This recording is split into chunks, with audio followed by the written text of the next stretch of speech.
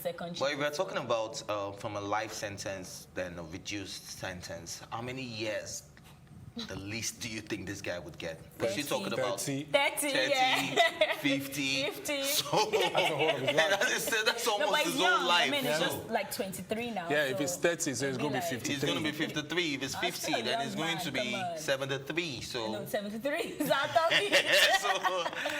regardless of how it goes down, you're still going to get a lot of time Yeah. wasted out of your whole entire life. And then I think every But well, it gangster depends on the or judge. every gang member should take a cue from this and realize that, look, there's really no gain, because at the end of the day, when you get caught, you have to pay the price.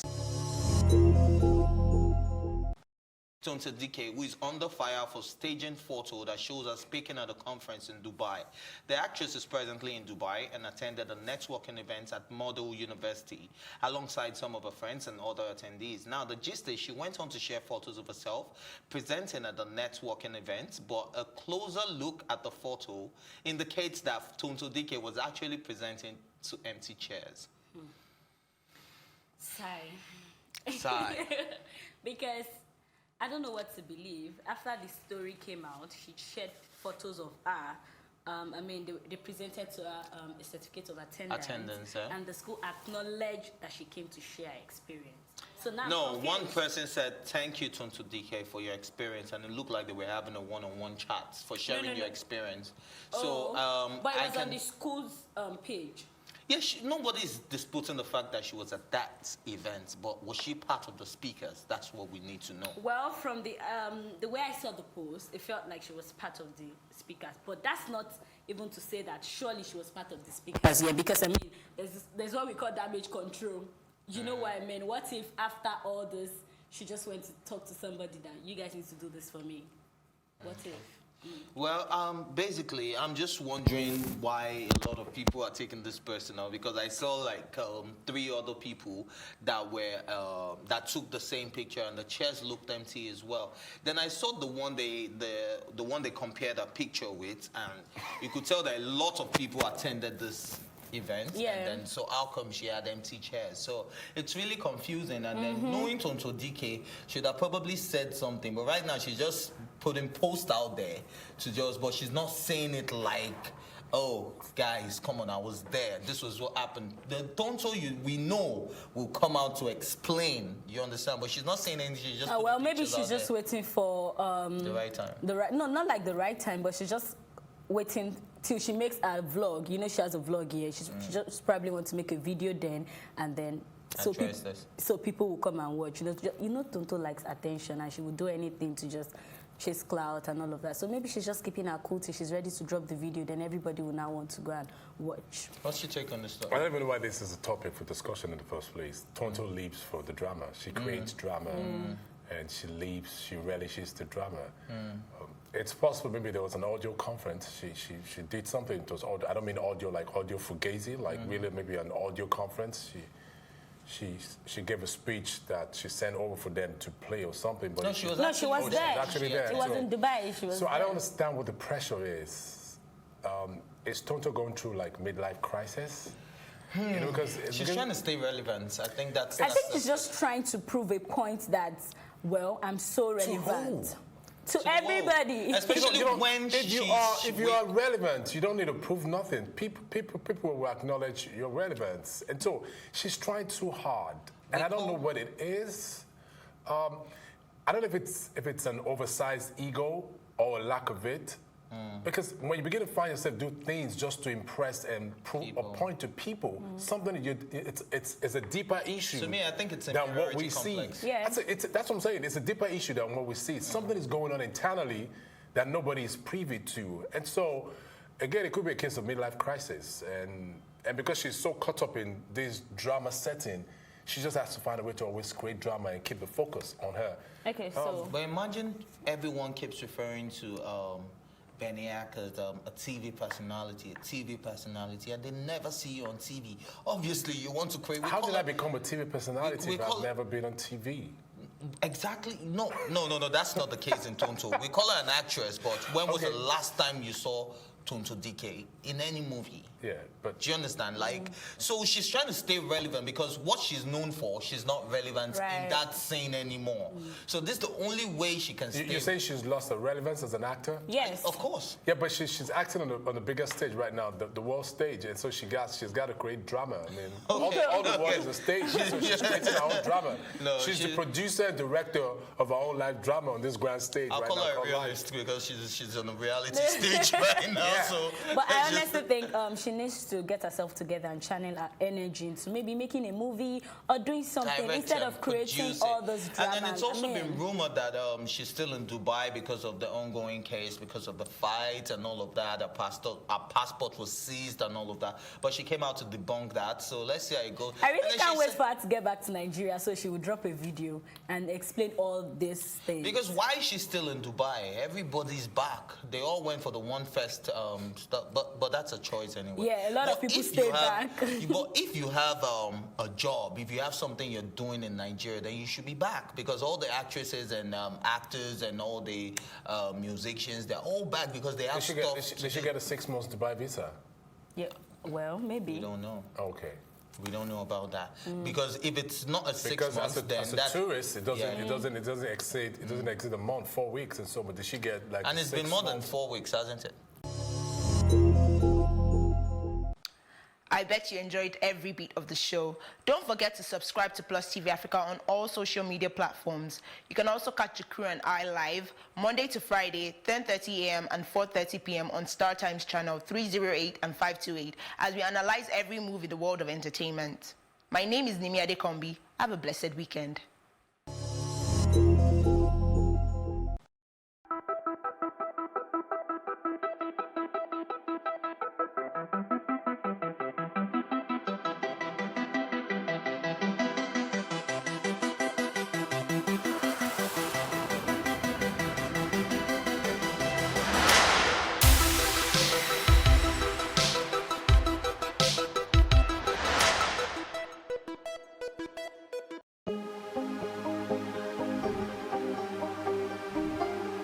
It for upcoming artists to blow in Nigeria.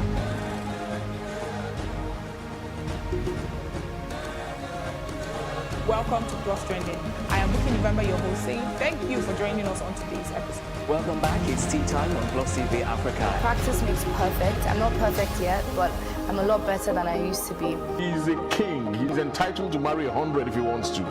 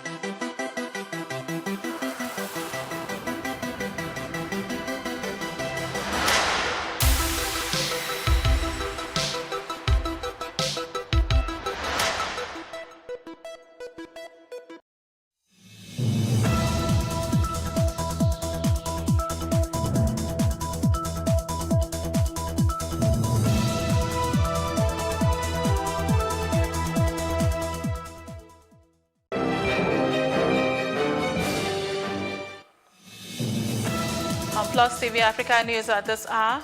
Action Aid wants to propose death penalty for corrupt persons.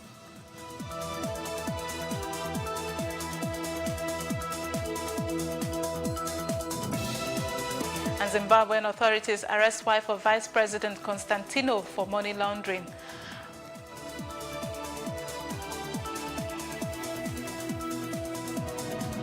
And on the foreign scene, protesters clash with police in Hong Kong.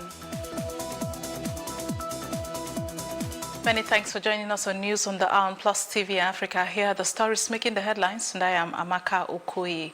President Muhammadu Buhari has tasked universities in the country on the need for them to increase internally generated revenue to enhance sustainable education. Buhari stated this during the 44th convocation ceremony of the Obafemi Awolowo University in Ile-Ife on Saturday.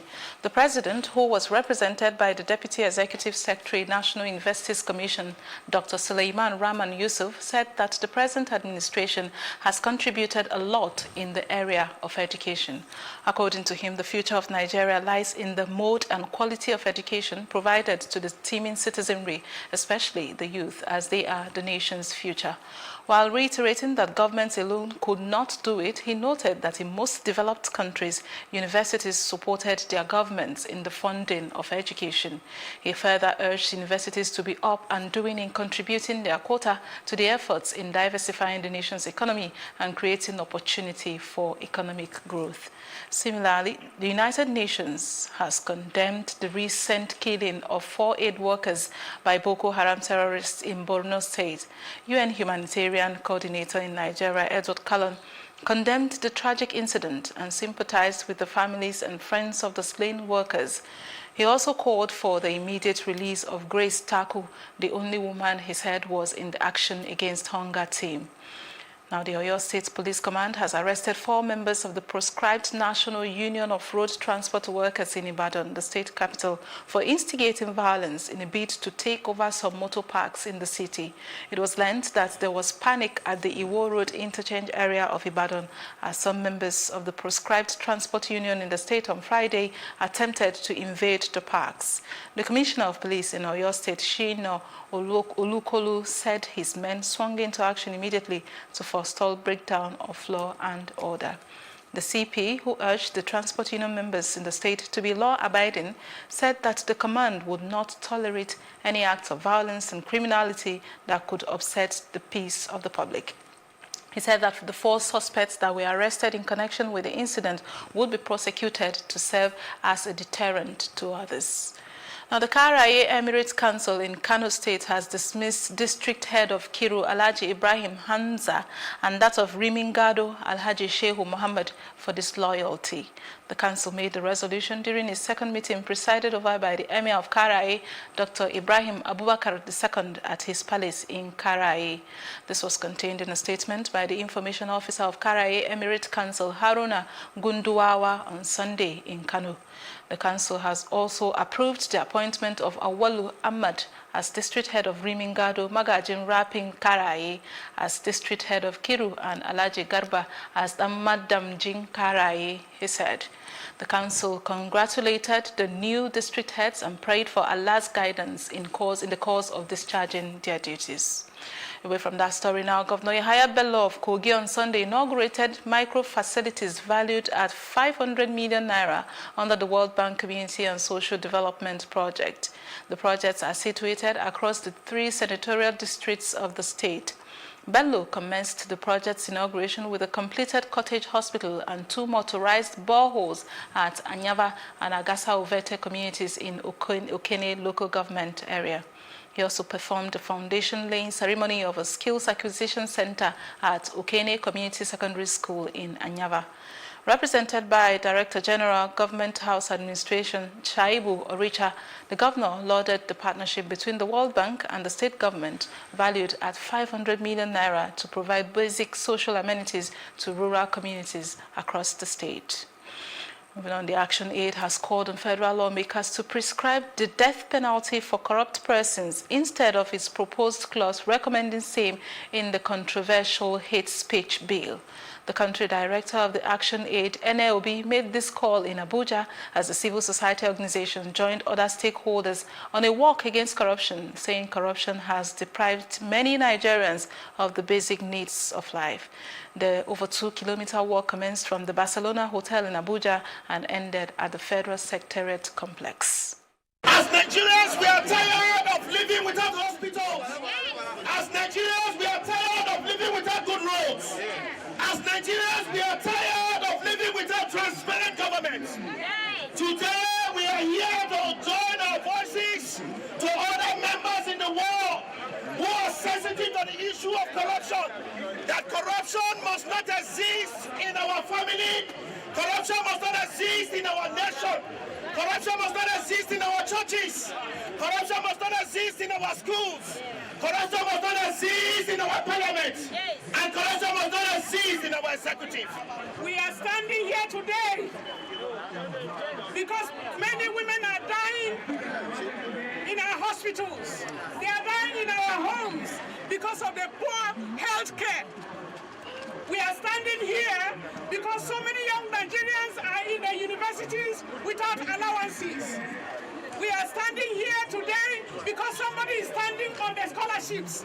We are standing here today because many years ago, even the colonial masters gave scholarship to build the human capital of Nigeria. Many Nigerians were given scholarship to go and study abroad so that we can better our economy. What is happening today? What is happening to our education? Our public schools have been rendered almost powerless. Many Nigerians, when some of us were in school, many Nigerians went to school with foreigners. Foreigners were coming to Nigeria to go to school. Today, the Nigerian economy is holding many countries of the world, holding their education, because we have taken all our children outside to pay their fees. Those who went to school without shoes, today they are living in mansions. It means something is wrong with our economy. And so we stand here today to say that all those who are found guilty, those who are charged of corruption, they should bring justice quickly. And I want to advocate that those who are looting the economy, when found guilty, they should pass death sentence. Why are you calling for death sentence for hate speech when you cannot call for death sentence for those who have looted the economy? We stand together against corruption. And that stance starts with you and with myself and with everybody else. Whatever you don't want will not happen. It is what you tolerate that then afflicts you. So we call on everybody to stand with us, to work with us, to take a position against corruption. Now, the Attorney General of the Federation and Minister of Justice, Abubakar Malami, has taken over the case against Revolution Now protests convener Omoyele Sowore from the Department of State Services. A statement by the Minister's Special Assistant on Media and Public Relations, Dr. Umar Gwandu, confirmed this on Friday. The statement referred to a December 11, 2019 letter sent on behalf of the AGF by the Solicitor General of the Federation, Dayo Akpata, to the Director General of DSS, Yusuf Bichi, directing the security agency to promptly forward all the case files to the AGF office.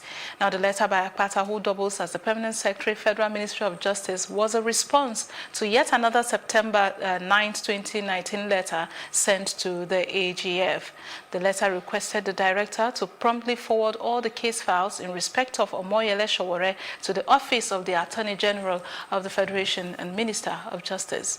The statement by the media aide of the minister indicated that the move to take over the case from the DSS was to ensure speedy completion of the case, though there are arguments that the development could be due to the disgraceful handling of the case with the invasion of the Federal High Court in Abuja by the operatives of the security agency in their bid to rearrest Sowore on December the 6th.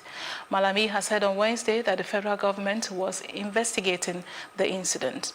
Now, joining us live on the phone is Barrister Monday Ubani to give us more perspective into the matter. Good to have you join us this evening. Now, let's go straight to the point, Barrister. What's your thoughts on the move by the AGF to take over Omoyele Sowore's case with the DSS? Is it a good thing in itself or a not so good thing? I think that in the present circumstance, the better thing to do is taking over the case.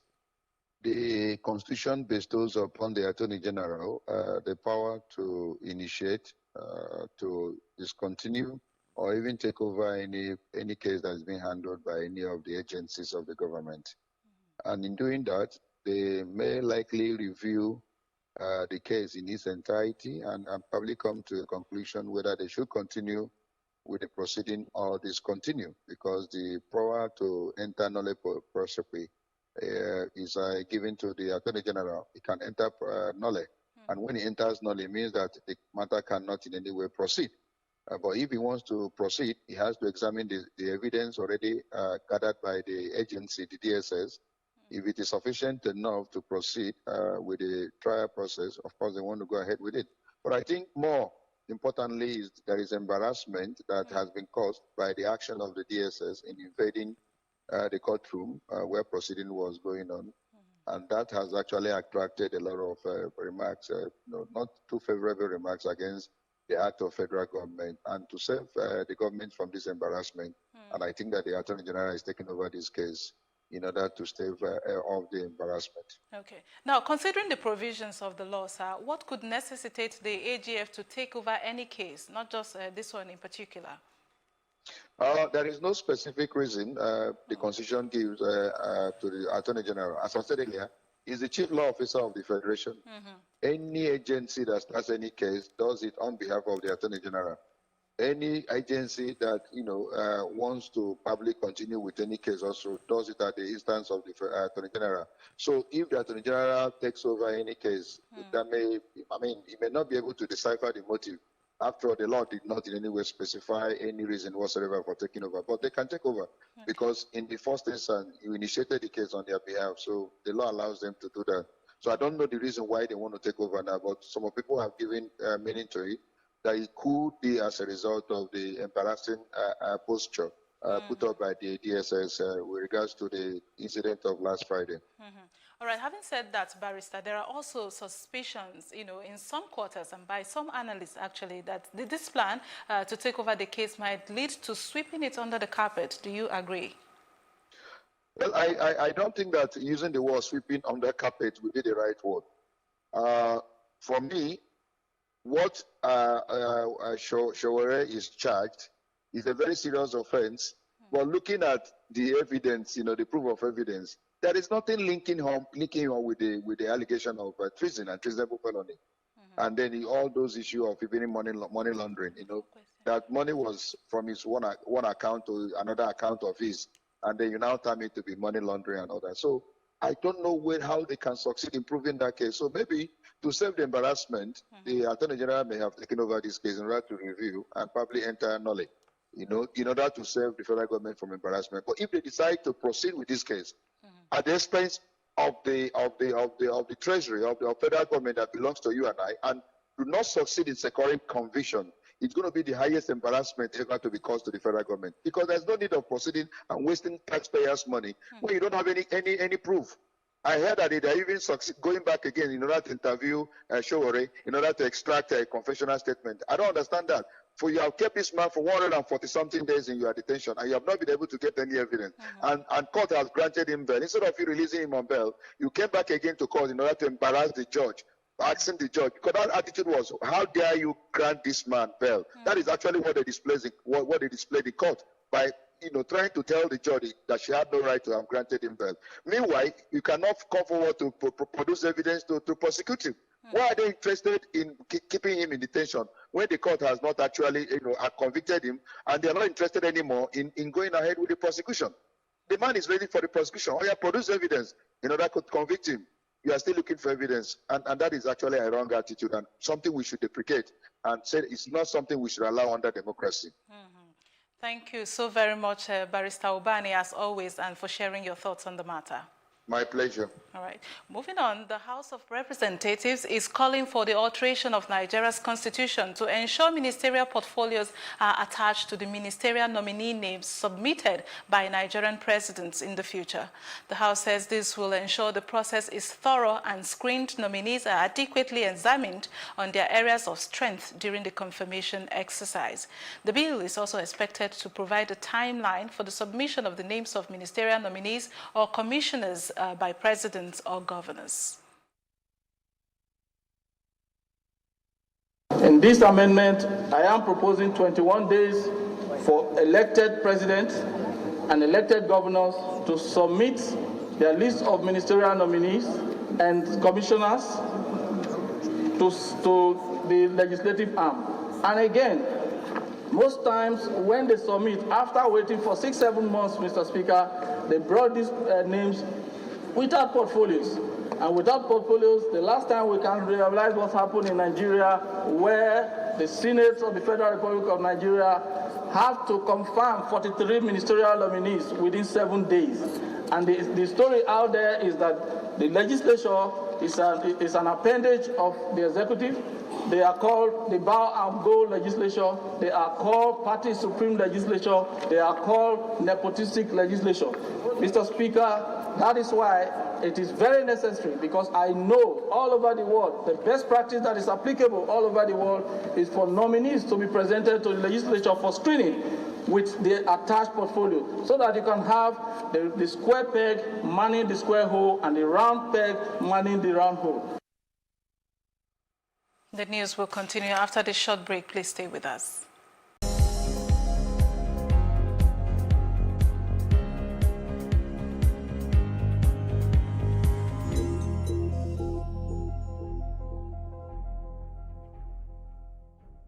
On the African scenes now, Zimbabwean authorities have arrested the wife of Vice President Constantino Chiwenga on charges of money laundering, fraud, and violating exchange control regulations, the country's Anti-Corruption Commission, ZAC, said on Sunday.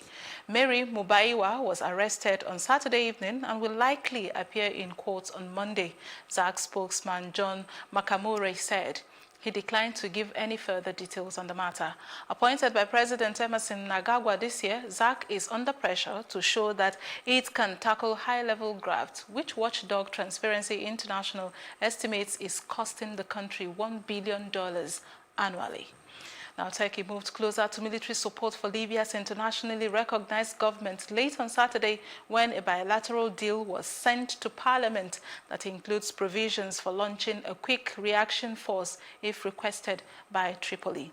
Late last month, Ankara and Tripoli signed an expanded security and military accord and separately a memorandum on maritime boundaries that Greece said violates international law.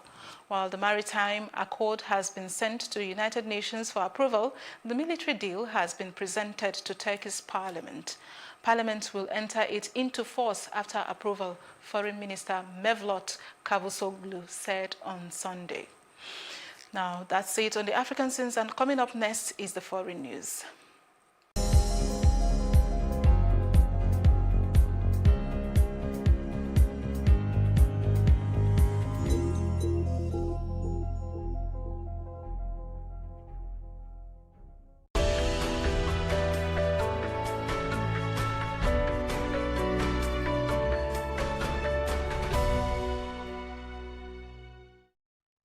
Small groups of protesters gathered in shopping malls across Hong Kong on Sunday amid brief scuffles with riot police as attention turned to an upcoming meeting between Hong Kong's leader and China's president.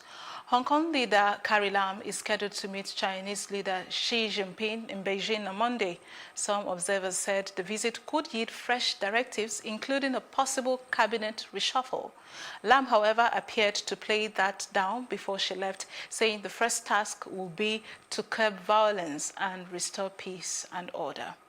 Now, New Zealand recovery teams returned to the volcanic White Island on Sunday, but were unable to locate 2 remaining bodies in their search, as the death toll from Monday's eruption rose to 16, according to police. Authorities said 8 police search and rescue staff were deployed for 75 minutes to an area in which their information suggests 1 body may remain. On Friday, 6 bodies were successfully retrieved from the island by a New Zealand military team and taken to the mainland for disaster victim identification. Police said they remained committed to recovering the 2 bodies and that police and military divers were continuing to scourge the area at the waters around the island.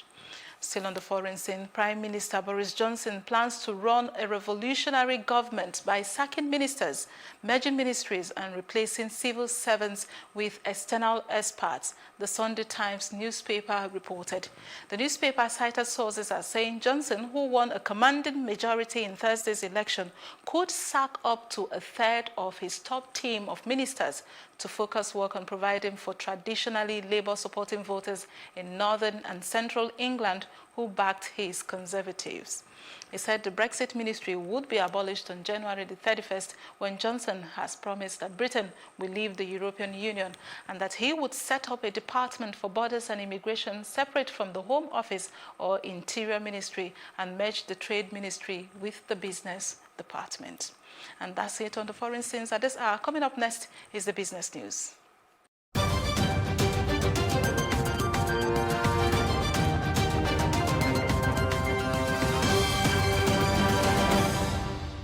And in business, the governor of the Central Bank of Nigeria, Dr. Godwin Emefiele, said on Saturday that the Bankers Committee would spend 20 billion naira to carry out maintenance works at the National Art Theatre in Lagos. Emefiele told newsmen at the end of the 11th session of the Bankers Committee meeting in Ogere, Ogun State, that the committee was appreciative of President Muhammadu Buhari's approval for the improvement and redevelopment of the asset. Aside from the redevelopment of the National Theatre, the CBN governor revealed 4 hubs will be built around it, which will be developed and funded by the Bankers Committee. These 4 hubs are IT, fashion, music, and Nollywood. Emefiele added that this will help create economic activities around the National Arts Theatre and then present it as an opportunity to create jobs for people, particularly the youths. Still ahead on Plus TV Africa News is our roundup on entertainment and sports news. We will be back in a moment.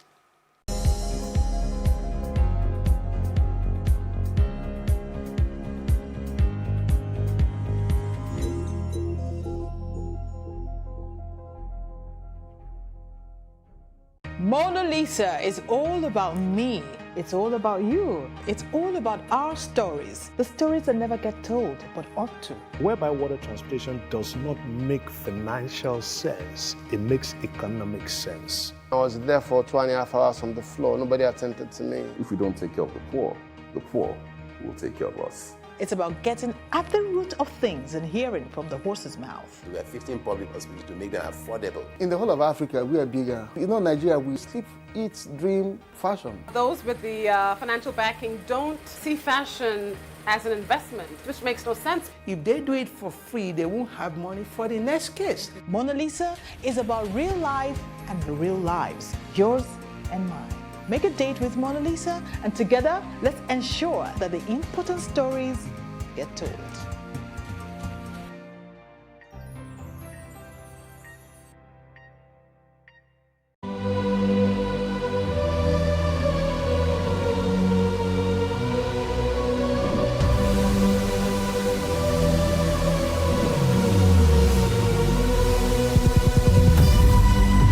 What we do not understand, we will stigmatize.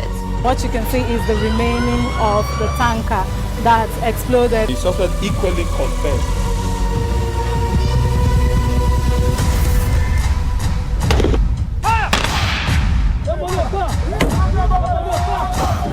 A 500 naira they collect them. No talk, then go beat you. Now 2,500 I dey pay.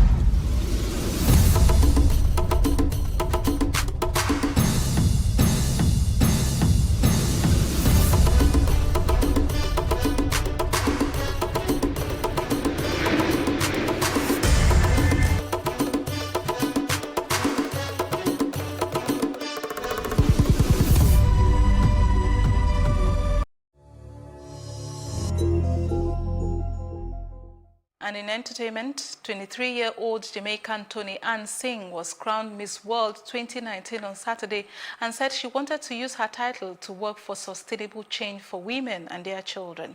She beat 111 other contestants representing different countries to be the 4th Jamaican winner of the title since the competition began.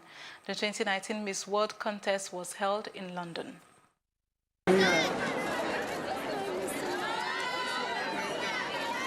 It's okay to celebrate things like beauty and attributes like strength and those things, but this is so much more. The relationships I've made, the things that I've learned, the work that I know that needs to be done because these women came and showed their beauty with a purpose, that has made the world of difference in my life. I'm a changed woman after this experience, so there's no way I could chalk it up to just being about beauty because that's the last on the list, honestly. I don't know. We're going to pray first and thank God, and then we're going to eat lots of cake. And still in entertainment, US-based Nigerian musician Folashade Akimboboye, popularly called Folashib, who was involved in a fatal car accident in November in Los Angeles, California, has been scheduled for yet another spinal surgery. Akimboboye's manager, Victor Akimbobola, disclosed this in a statement sent to the media on Sunday. Akimbobola said the condition of Folashib, who recently dropped a new extended play titled Motherland, had been stabilized after his initial surgery. The manager also explained that the musician would be undergoing another surgery because the accident affected his spine and that he had been unable to sit or walk erect. Meanwhile, his new EP titled Motherland, released on October the 25th before his accident, is heavily rocking the airwaves with his previous songs as Africa, Excuse Me Sir, and You and I, Akim Bobola added. And that's it on entertainment, and the very best in sports coming up right after this break.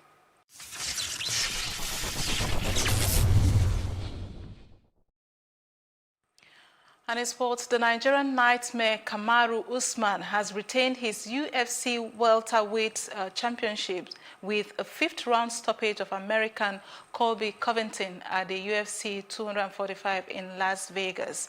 After a closely fought 4 rounds, the end came in the 5th when Usman dropped Covington with a right hand.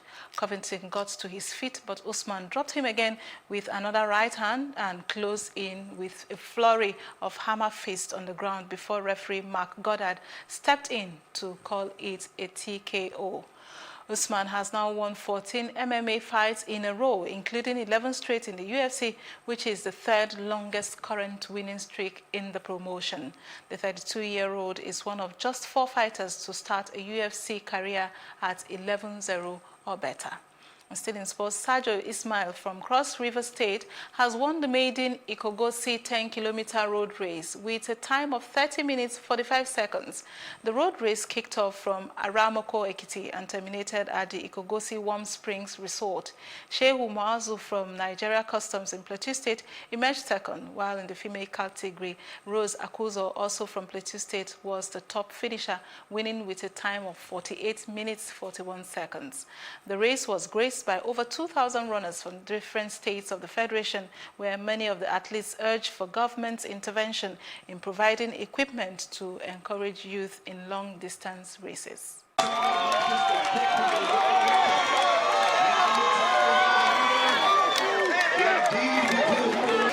passing of Sergio Ismail from Cross River State. Congratulations. I'm a professional athlete, so I won Lagos City 10 kilometers. So this is my second competition for the year. Invest in sport. This is only place that youth engage in themselves there. If the government will look at the sport aspect, honestly, they will wipe the wide number of unemployment. I don't even know I will come for this race, but I really appreciate God that give me the strength to finish this race perfectly. And that's our news roundup of events at this hour. For more news updates, please follow us at Plus TV Africa on Facebook, Twitter, and Instagram. And do remember to subscribe to our YouTube channel at Plus TV Africa. We will be back again with more stories making the headlines. Please to join us again. I am Amaka Okoye. Have yourselves a good day.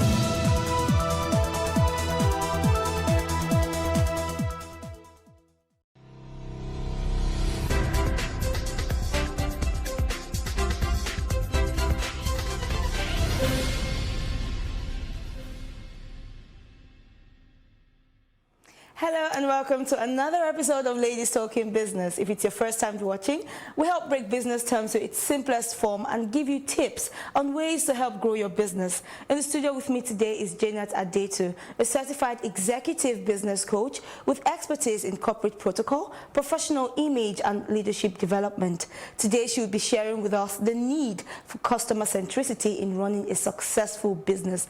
Thank you for joining me in the studio. You're most welcome, Irene. Thank you so much. I'm so excited to have you here today. Thank you very much for inviting me. We all have one thing in terms of either buying or selling. one way or the other. It's either you're buying something or you're selling something. As a person in itself, you're either selling yourself or having people come to you, right? Yeah. But how would you explain customer centricity for starters?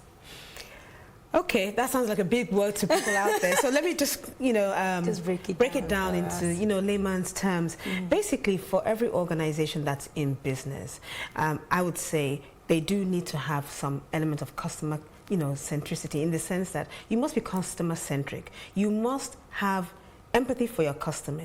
You must put your customer first. That's how I put it, because your reputation is at stake. Your customers can make or break your reputation. Exactly. So whatever you're selling, it's really about making sure that your customers are happy with the product, they enjoy the product, they are very happy to be your ambassadors and tell other people about your product, because it's very easy, to make 1 or 2 customers, but when you lose those 2 customers, to get those 2 customers back is very difficult. So you want your customers to be happy all the time. Customers tend to jump ship easily with no apology. Exactly. Right. So being customer centric means making sure that you put the customer's need first. The product or the service that you're providing is useful to the customer, is beneficial, is something that they really need. You can always fine tune it, you can always add more to it, you can always keep developing your product, but such that the customer is always, going to feel that what they have from you is something that they would not want to give away. The customer loyalty comes from this aspect of customer centricity, in the sense that as an organization, it's not about your product, it's about your customer. Exactly. Will my customer come back? Will my customer tell other people about this product or service that I'm offering? Will my customer be my ambassador without me spending millions on marketing? Because most times, word of mouth really does help. It does a lot of businesses very well. And it's because the customer says, you care about me, you're thinking about me. So when you find some organizations sending birthday greetings out there, you know that, oh wow, this organization, they really care about me, they're thinking about me. I am really important to their business. And that's what it's all about, making sure that the customer feels that they are being taken care of, their needs are being considered. When they have complaints, they're addressed almost immediately, and their voice is being heard. Because at the end of the day, you are providing a product or a service just so that that customer will always feel happy. And always come back, come back and be loyal. That's the whole idea about that being customer centric. So no matter what you're selling, whether it's something big or small or expensive, whatever, even if you have a boutique selling clothes that are not so expensive, make sure that when a customer walks into your organization or into your shop, into your showroom, you're quickly up. You're up and about. How are you, madam? Greeting them. What would you like? How can I help you? Because we do find some places where, hey, you walk into a place and they're just looking at you. They're sizing you up. Exactly. First of all, could I? Can she afford what I'm selling? Yes, no, let me not waste my time. But guess what? You never can judge a book by its cover. You don't know that customer can bring you more business tomorrow. So you have to be very, very, customer service is key. It's really about exerting excellent, exceptional customer service. Not just ordinary customer service. Exceptional ones. Yes, absolutely. And what is it about exceptional one? It's just going the extra mile, doing the extra thing, and it could be as little as, would you like a cup of tea or service? You run a spa, for instance, and someone's come to do to be relaxed and to have their massage and all that, and to be relaxed. What else can I do to help my customer feel more relaxed? Offer them a drink, offer them tea or coffee, offer them something small, maybe a snack while they're waiting, just to feel special, just so that, hey, competition is real, so you need to be able to dare to be different so that you can stand out from the crowd, because customers will easily jump ship just from a normal frown. Because it's not just you selling that thing or it's actually not about your product. Service. It's not even about your service. It's about your soft skills. And I preach it all the time. Your soft skills are what will make or break your business. So from the moment you walk in, whoever's at the front desk, a simple hello or a simple smile can make or break. On the face, exactly. Can make or break that relationship, And I've walked into organizations where I can remember a particular time where the front desk officer, she was eating her, it was breakfast because it was in the morning, although it was rice and the aroma was there. She was eating, and as I walked in, she didn't even say hello. She just said, please sign there. She was still eating, and she just pointed to the register, and I thought, can you imagine? And lo and below, she wasn't polite at all.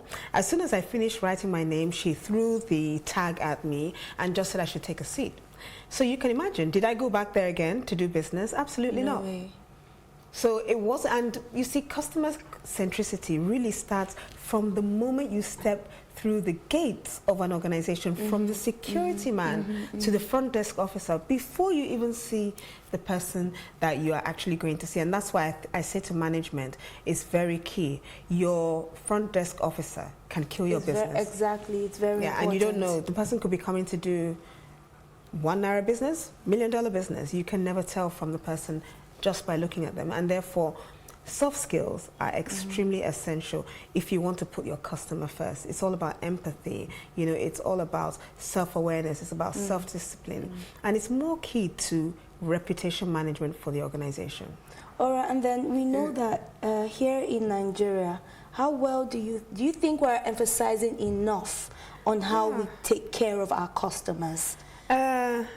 No. At some point or the other, you must have bought something from, you know, a store. You know. I mean, some organizations are trying their best. They're actually trying their best. We can see it now, based on soft skills. Some companies, as soon as you step into the organization, you're being welcomed, and as you leave, you're even being thanked for, you know, for your custom, for your, you know. So that on that point, they're trying, but there's still a lot of organizations that are actually ignoring this element. Now you can tell that there's a lot of entrepreneurs. A lot of people now own their own businesses. That's really where the problem is. People who are entrepreneurs, who are not investing in soft skills or empathy for the customer, that's where the real problem is. And it's about really educating and advocating for proper customer service. Because you see a lot of customers really complain, oh my goodness, I went to this store, the way the receptionist or whoever just looked at me exactly like I was nothing until I brought out what I wanted, my money to pay. She started treating me right. Hello, I think that was too late. And that is, yeah, too little too late, because customer service, the moment you hire anybody who is going to be customer facing or client facing, whether it's high profile job or a sales girl, you must invest in some element of customer service. It's an assumption that everybody has an idea of how to say hello. Common greeting is part of customer service, and attending to the need of that person. So somebody comes in and they're looking for something, or you walk into a supermarket that is full of many aisles and you're looking for a particular product.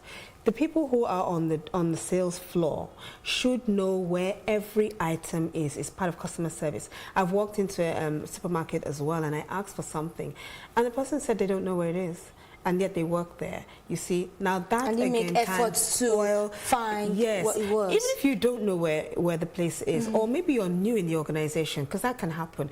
Pass that customer on to someone who you think will know where that thing is, or direct them again, or just tell them, please, if you see the lady that is over there, she's in control of that area, kindly ask her. And that's all it takes, just an element of politeness. You know, good conduct and behavior is very important, and you don't just answer in a lackadaisical manner. You know, everything about your customer service is your your body language, your body language, your conduct, your tone, the way you communicate. Yes, your voice. You know, the way you've come across. And have you come to say, hello, how are you? Can I help you? Because sometimes you can be somewhere and you can glaringly see that the person is looking for something or needs assistance. Even if it's not your area, it's not your department, it still means that if that's your organization, be polite enough to ask that person, how can I help you? And that is enough to at least set the right tone, and then you can pass them on to the right person. But yes, we don't see enough of that in the businesses in Nigeria today, and it's because a lot of people have taken it for granted. A lot of people think, well, I'm here to sell this thing. If I sell 10 today, I'm okay. I don't really need to emphasize on customer service. But guess what? You're in business for a long time, not just for tomorrow. And therefore, you want your customers to keep on coming back and to keep on recommending you to other people. Customer service is important. And no, we're not seeing enough of it. I wish we could see enough of it. We need to be educated a bit more. Exactly. So we know that, I know that you are a corporate image consultant and you do a whole lot with it. Yeah. How can a deficit in customer centricity affect a business as a whole? Oh, wow. It's still back to the reputation that I was talking about. Image is everything. And a picture speaks, you know, a 1,000 words, yes.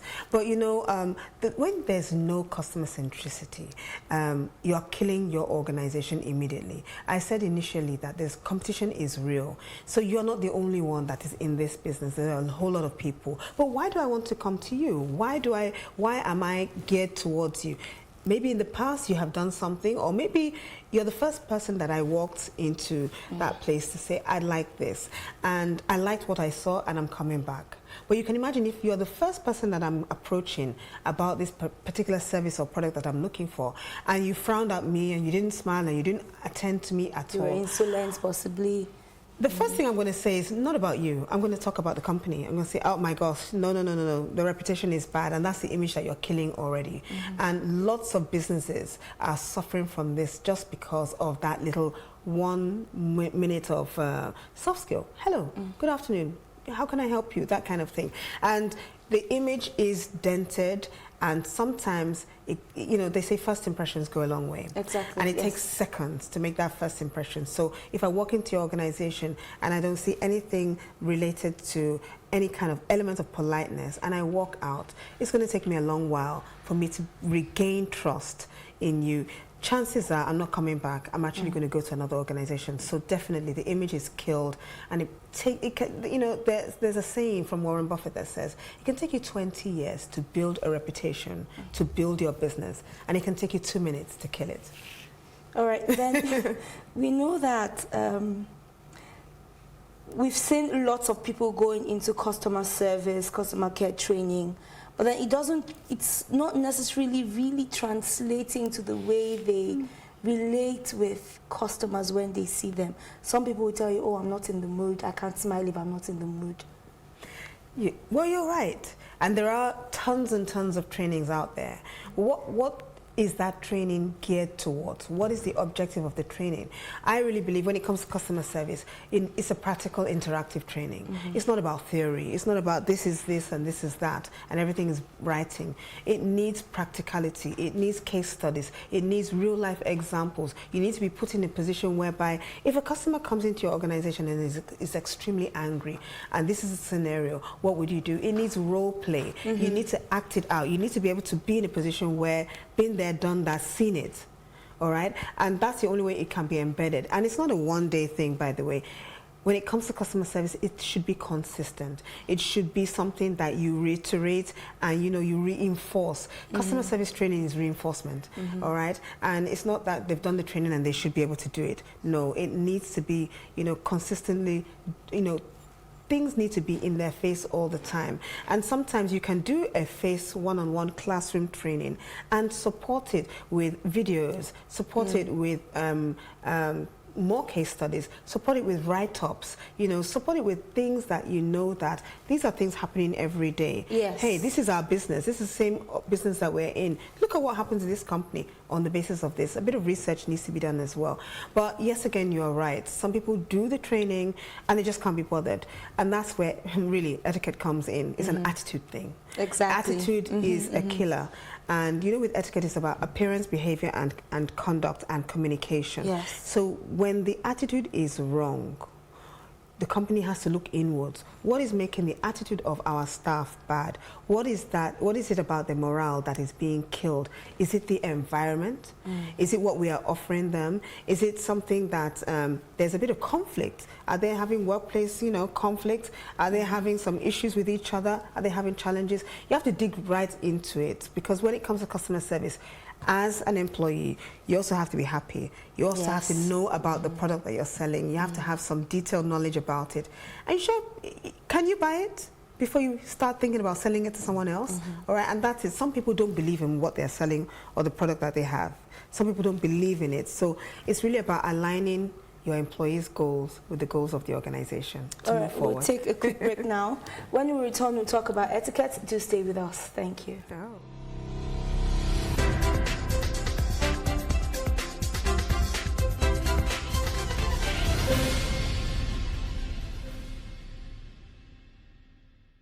All right, thank you very much for staying with us. You're still watching Ladies Talking Business on Plus TV Africa.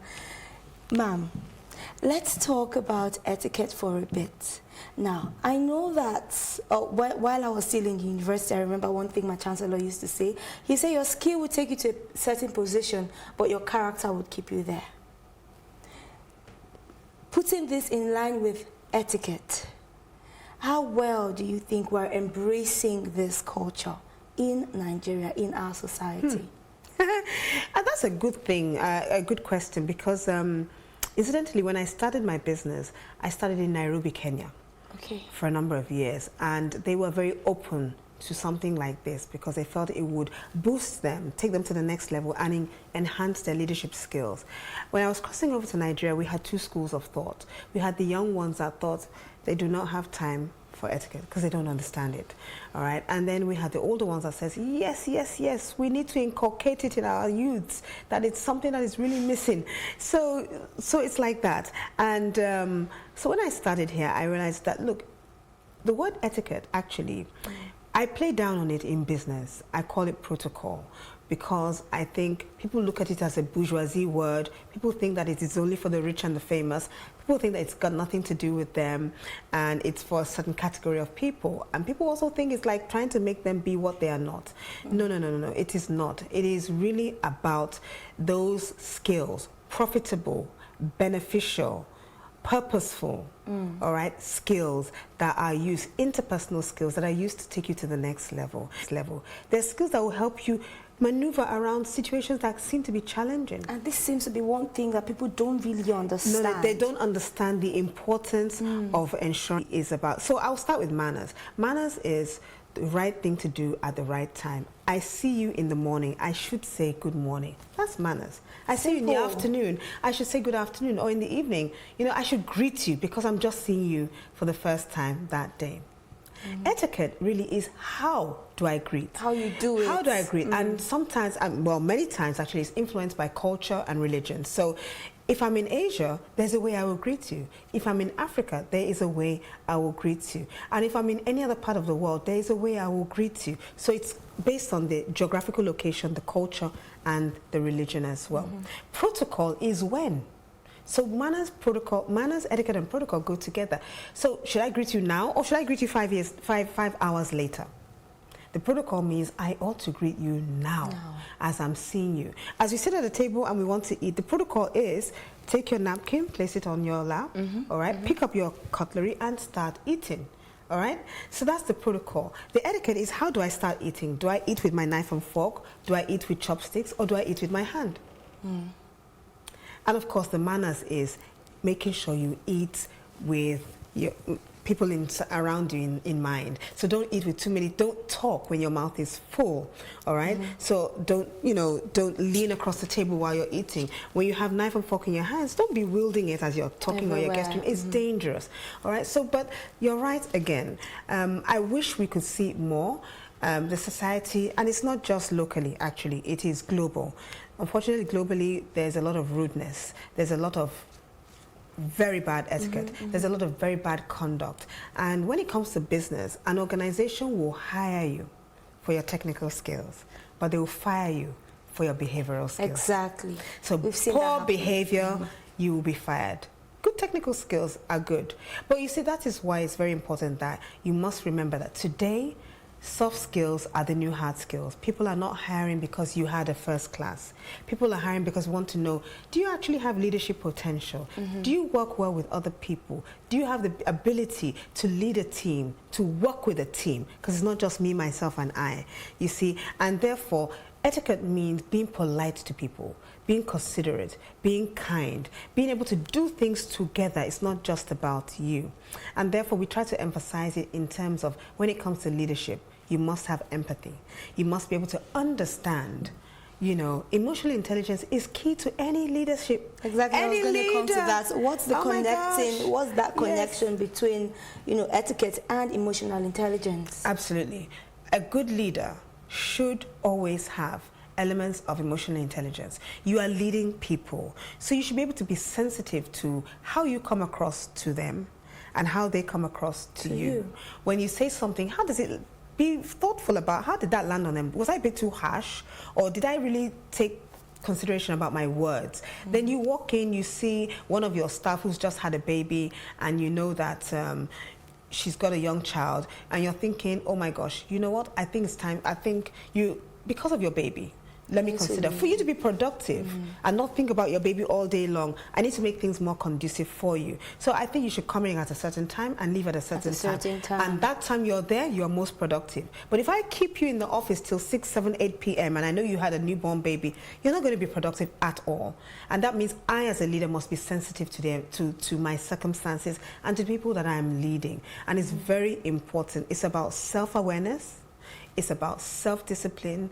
It's about empathy. You know, it's about so many things that make you lead. And as a leader, you cannot claim to know everything. You should be in a position where you're also learning from the people that work with you. And that makes an all-rounder. And it means, therefore, as a leader, you must have some etiquette. You must be able to be polite, because you are actually the epitome of somebody's looking at you. You are coaching or mentoring from a distance without even knowing it. People are watching the way you do things. Are you a good leader? Do you show good traits, good leadership traits? And that's where the whole full package comes in. If you are a leader who is very rude to your subordinates, shouts all the time, extremely inconsiderate, could not care less about, you know, I don't care, finish it at 10 p.m., that's your business, then you are definitely going to have real problems with your leadership style. Poor productivity, and the bottom line will be affected completely. And people will begin to leave, high turnover, just because the boss, we don't get on with the boss. So a lot of things are connected, you know, and it's almost I wouldn't call it customer service from the external point, but it's internal customer service.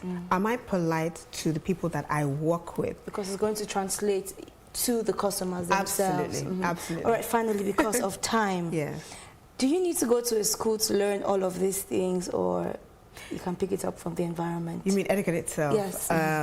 Behavior, conducts, interpersonal skills. To be honest with you, you don't necessarily need to go to school, because, as they say, when it comes to manners, manners is everywhere. Manners is free. Manners is priceless. The problem is you can lose millions without manners. And, you know, and again, with manners and etiquette, it can actually open doors for you more than any technical education that you have had. But you can pick it up as you go along. But it's nice to be in a position where you can get elements of training on it, because it gives you a foot forward, all right? It's not to say where the etiquette schools, I need to go there. Sometimes schools. I know I went to a finishing school though. Yes, which I think is fantastic, because I run a finishing school myself. But you see, at this point in time, if you get the opportunity to go, don't say, I don't want to go, or I have to go because my office says I have to go.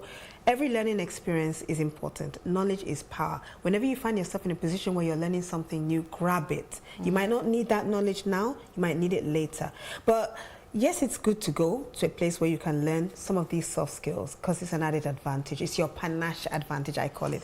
But then again, always be observant. You know, use people that are mentors to you, that are coaches to you, that, you know, you really like the way they are. Watch the way they do things. Watch the way they conduct themselves, how they communicate, how they behave, their appearance and their attitude, and you will learn a whole lot more. All right, definitely. Thank you so much. Thank you so much for joining me. And that's all on Ladies Talking Business today. I do hope you really learned a lot, because I did. Until next time, I still remain your host, Irene Ubani. Bye.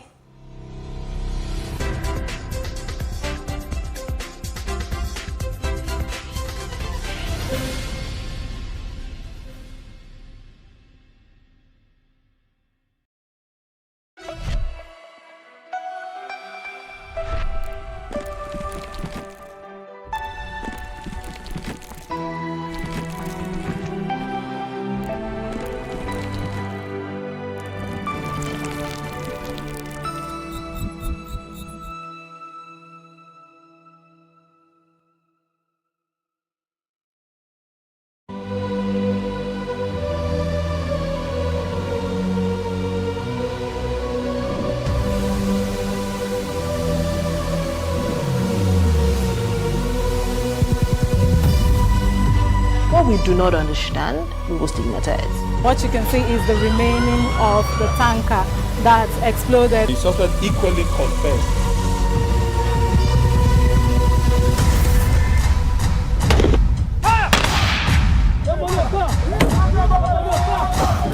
A 500 naira they collect am. You no talk, then go beat you. Now 2,500 they pay.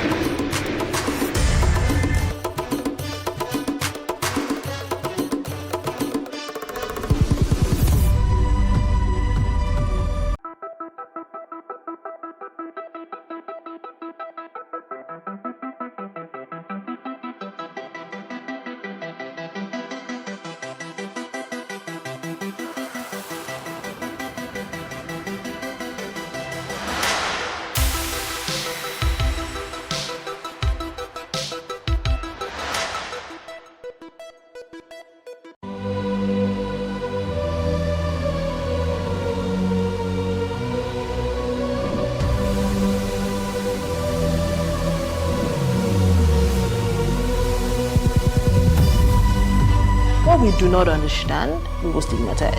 What you can see is the remaining of the tanker that exploded. The suspect equally confessed.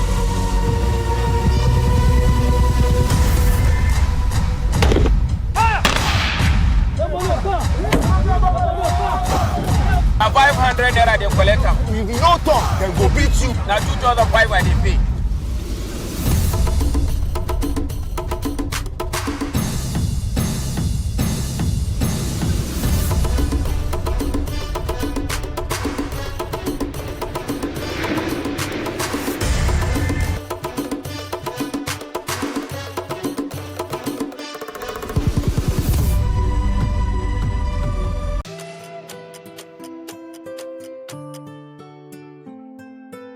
She is the queen of the oil and gas sector in sub-Saharan Africa.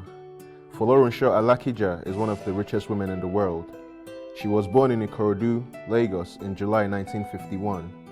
She is one of 52 children of her late father who married 8 wives. At age 7, she traveled to the United Kingdom for her elementary education, returned to Nigeria to attend Muslim High School in Shagamu. She attended Pitman's Central College, London. Folorunsho loves fashion and business, so she studied fashion design in the UK. Nigeria beckoned, and back she went to launch her fashion line called Supreme Stitches.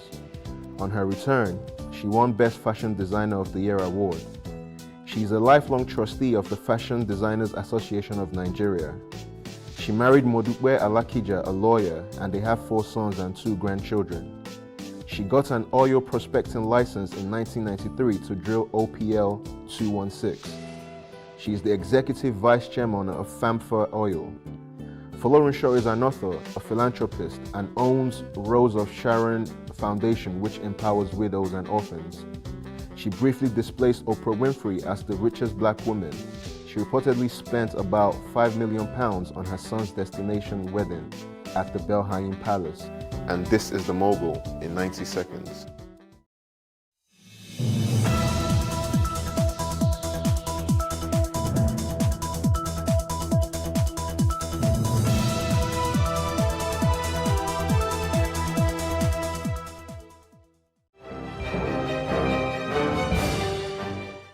Many thanks for joining us on News on the Hour on Plus TV Africa. Here are some of the stories making the headlines. Turkish Airline has pledged to immediately commence freight of all leftover passengers' baggage in Turkey to Nigeria following the suspension of its operations in Nigeria.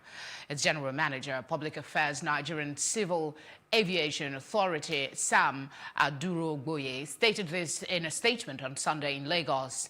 Adurogboye explained that management of the airline had met with the NCAA management in Abuja on Friday to resolve the leftover baggage issue. The airline said this will be achieved by instantly upgrading the Boeing 737-800 being used and found inadequate to a larger Airbus A330 and Boeing 737-900. The program of clearance will be carried out from December 13 to December 17. Adrogboye said NCAA expects strict compliance with the remedial program. He warned all operators to ensure Nigerians were not taken for granted by providing safe, secure and efficient service at all times.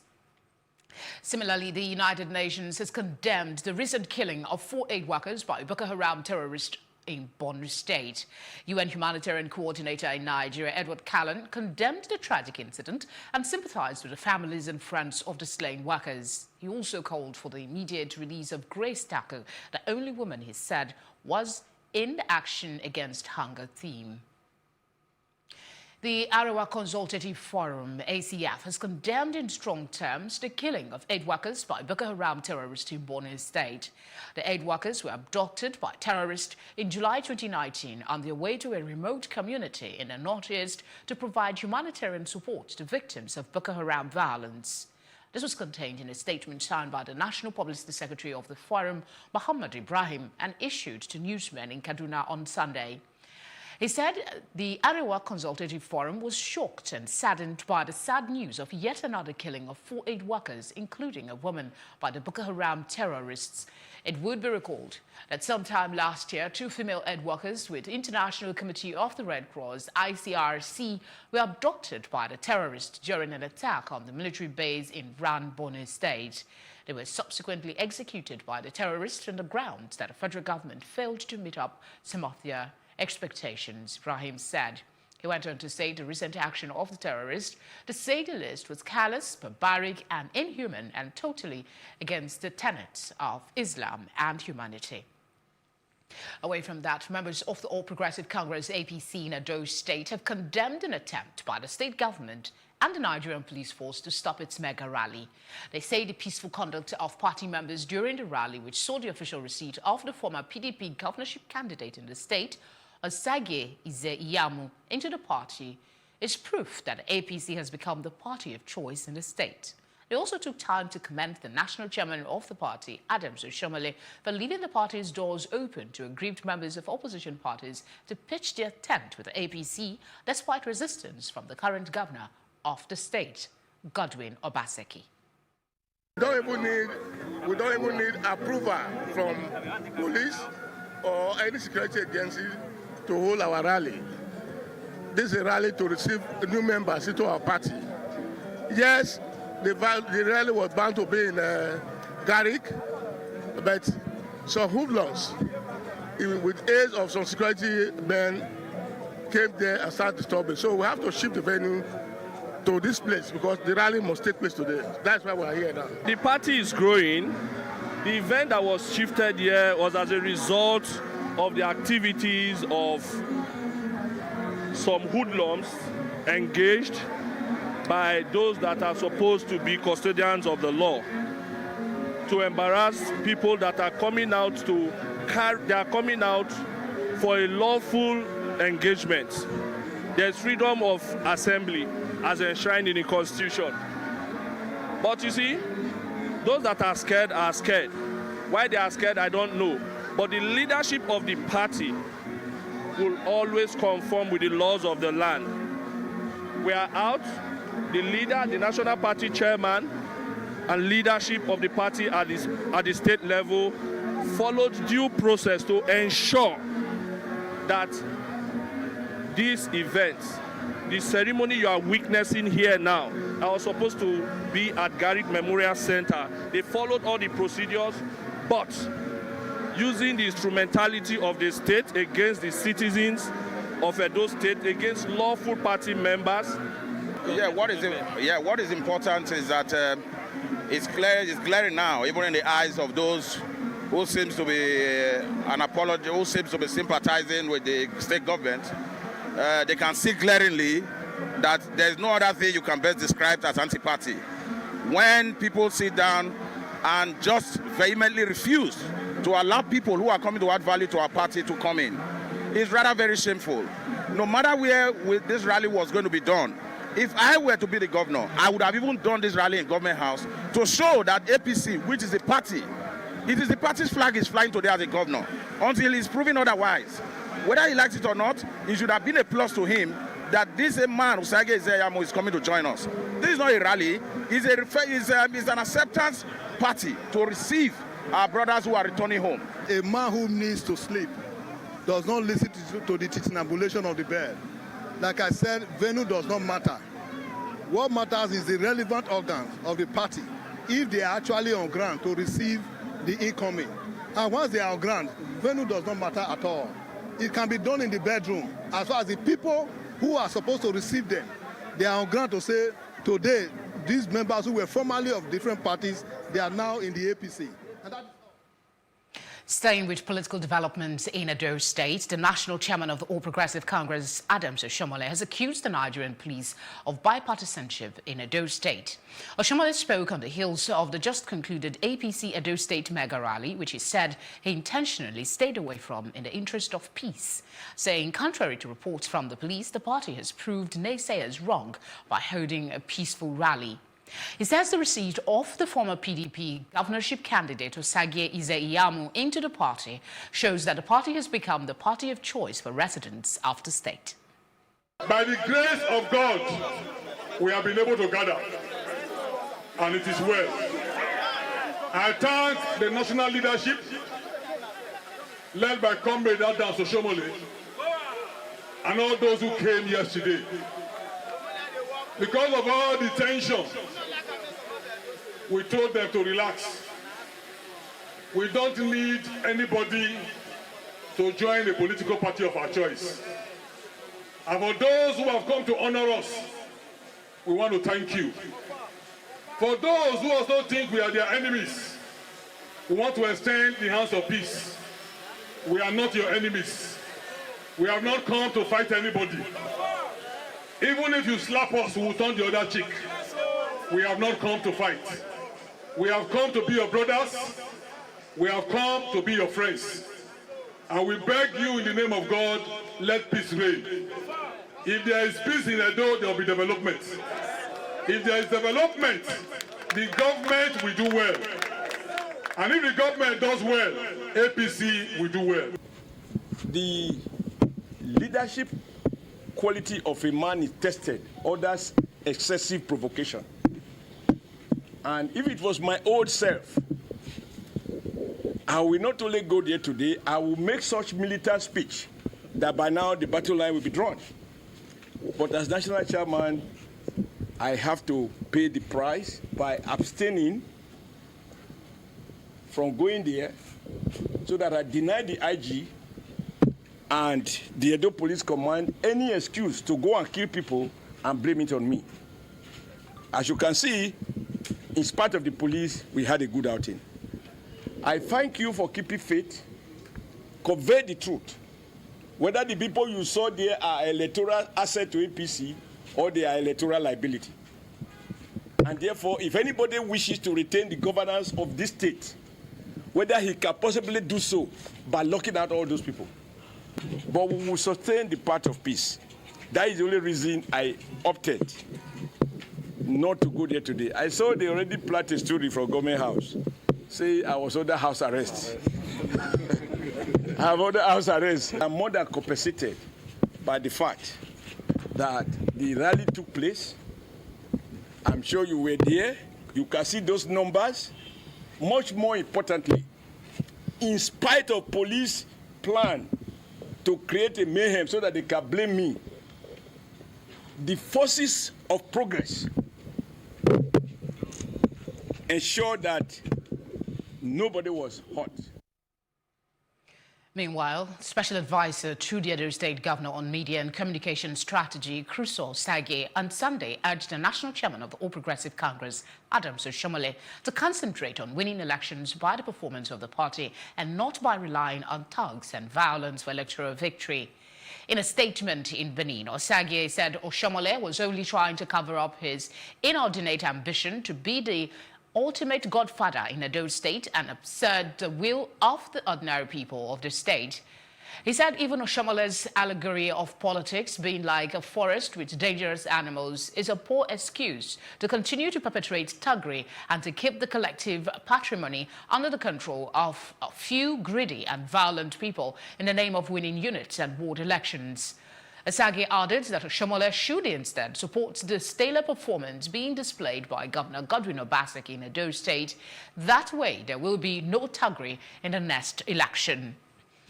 Away from that, the Action Aid has called on federal lawmakers to prescribe the death penalty for corrupt persons instead of its proposed clause recommending same in the controversial hate speech bill.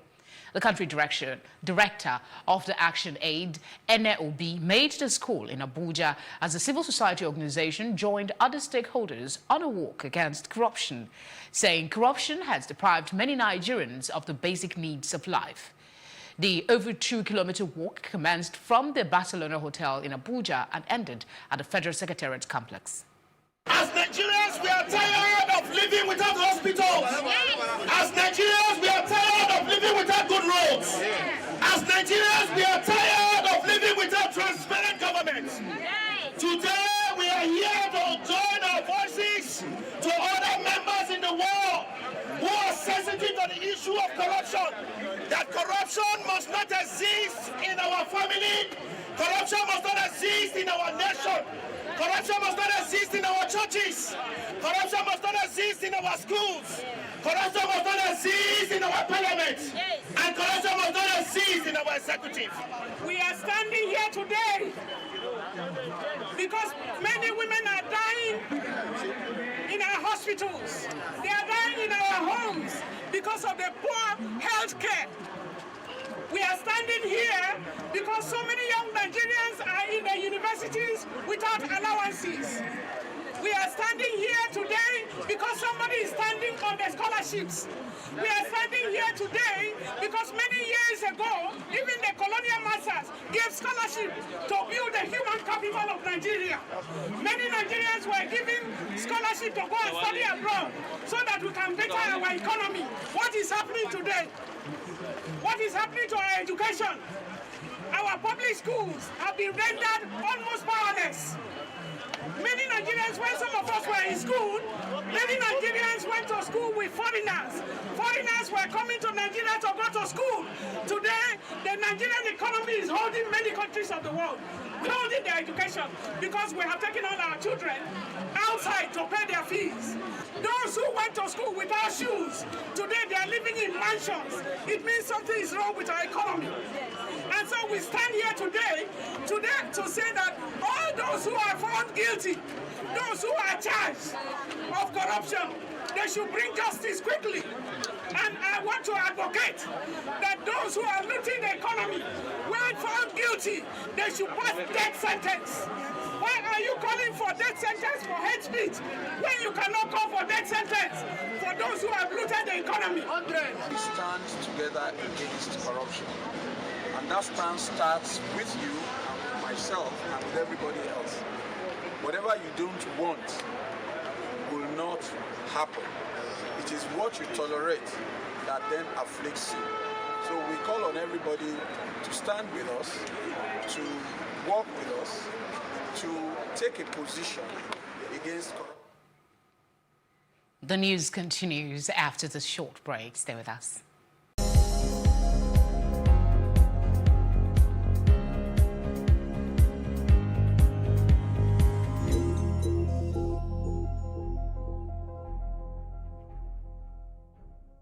Zimbabwean authorities arrested the wife of Vice President Constantino Chiwenga on charges of money laundering, fraud and violating exchange control regulations, the country's Anti-Corruption Commission, ZAC, said on Sunday.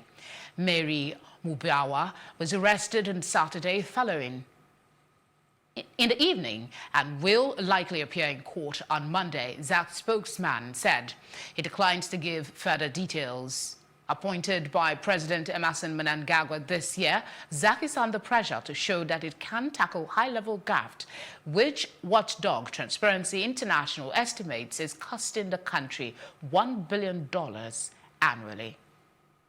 Turkey moved closer to military support for Libya's internationally recognized government later this Saturday when a bilateral deal was sent to parliament that includes provisions for launching a quick reaction force if requested by Tripoli. Late last month, Ankara and Tripoli signed an expanded security and military accord and separately a memorandum on maritime boundaries that Greece said violates international law. While the Maritime Accord has been sent to the United Nations for approval, the military deal has been presented to Turkey's parliament.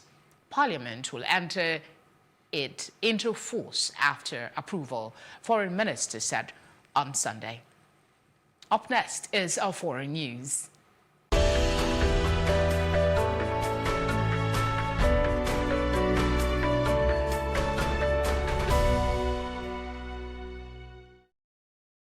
And on the foreign scene, Prime Minister Boris Johnson will address his new intake of Conservative MPs later as they arrive in Westminster to take their seats in Parliament.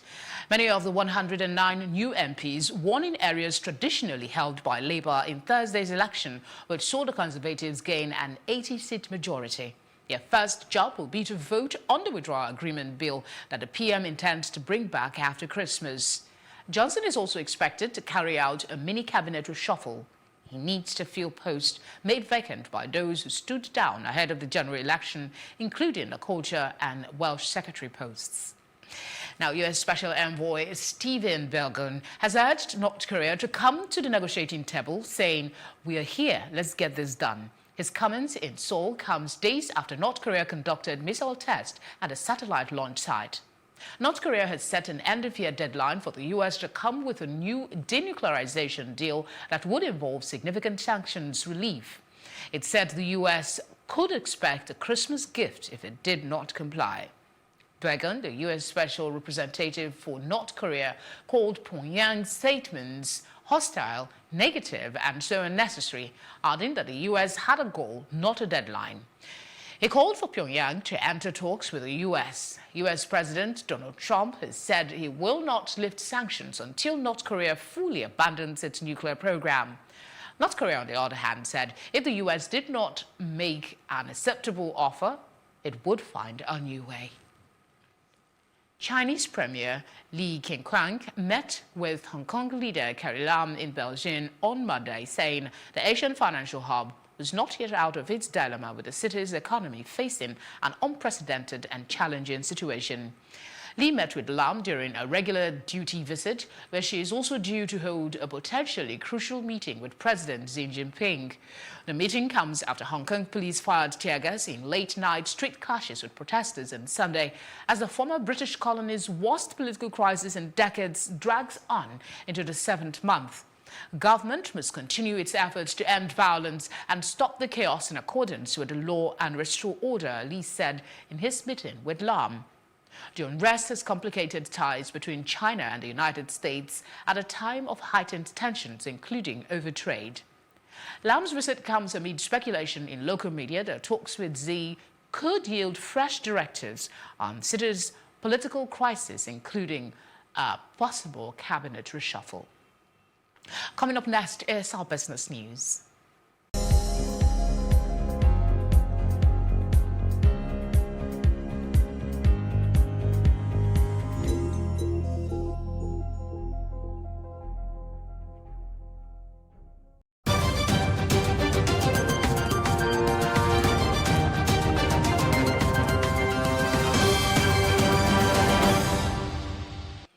And in business, the Minister of Agriculture and Rural Development, Sabo Nanono, says federal government closure of the Nigerian borders does not in any way breach the free trade agreement in the West African sub-region. According to Nanono, the measure was meant to protect the country and its citizens from the nefarious activities which take place at the borders. Free trade does not mean Nigeria has to be a dumping ground for everything imported by others, he added. The minister disclosed that the federal government was holding talks with the countries concerned to ensure that they kept to the terms of the free trade agreement. He said the border closure was not meant to hurt anybody. He urged Nigerians to take advantage of the border closure to invest in any of the agricultural value chains, pointing out that opportunities for investment had been created.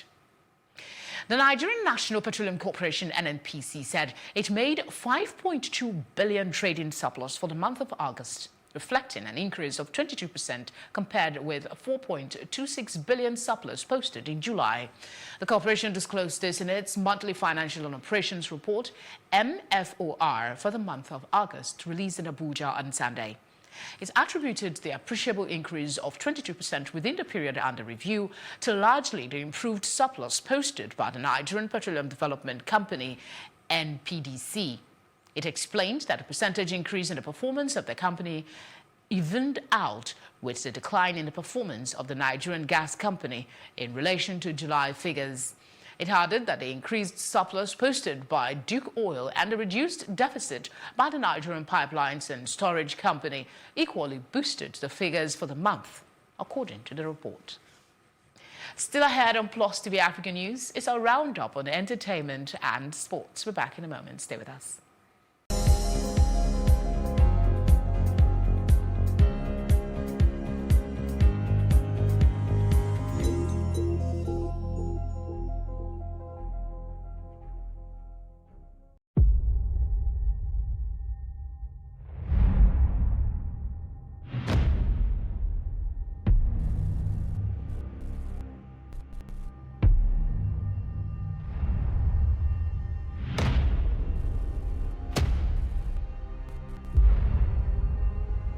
The journey hasn't been without its challenges, but I'm still standing and standing stronger than ever.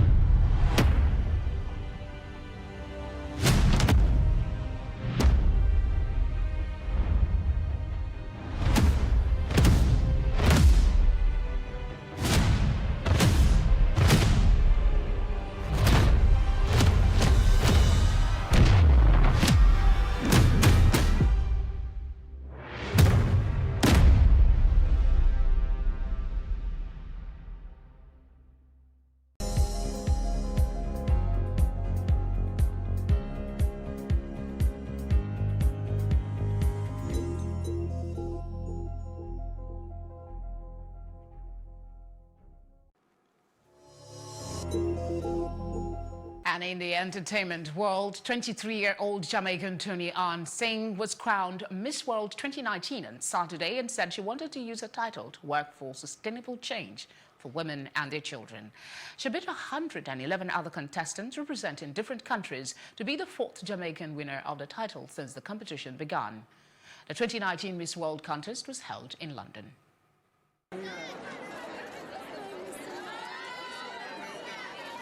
It's okay to celebrate things like beauty and attributes like strength and those things, but this is so much more. The relationships I've made, the things that I've learned, the work that I know that needs to be done because these women came and showed their beauty with a purpose, that has made the world of difference in my life. I'm a changed woman after this experience, so there's no way I could chalk it up to just being about beauty because that's the last on the list, honestly. I don't know. We're going to pray first and thank God, and then we're going to eat lots of cake. And in sports, 2 fine goals and an assist for Kevin De Bruyne inspired Manchester City to a 3-0 win over an awful Arsenal in the Premier League on Super Sunday. The Belgian midfielder scored 2 high-quality goals and provided an assist for Raheem Sterling in a one-sided victory for City. De Bruyne put City ahead with a brilliantly controlled, rebounded half volley before squaring for Raheem Sterling to double their lead. Meanwhile, remain 14 points behind leaders Liverpool after this win, which was a classic reminder of the quality the reigning Premier League champions possesses. And that's our news roundup of events at this hour. For more news updates, please follow us at Plus TV Africa on Facebook, Twitter, and Instagram. You can also find us on YouTube. That's also at Plus TV Africa. We'll be back later with more stories making the headlines, so please join us again. Thank you for your time.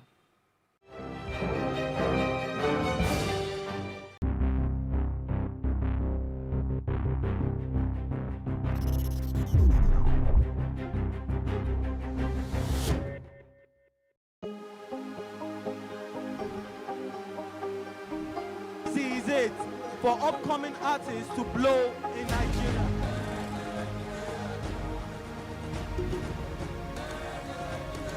welcome to Plus Trending.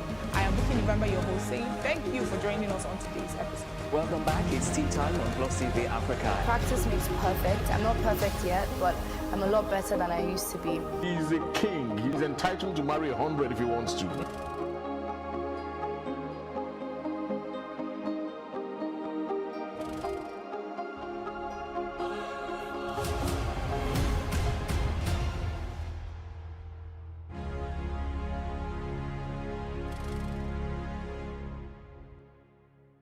Mona Lisa is all about me.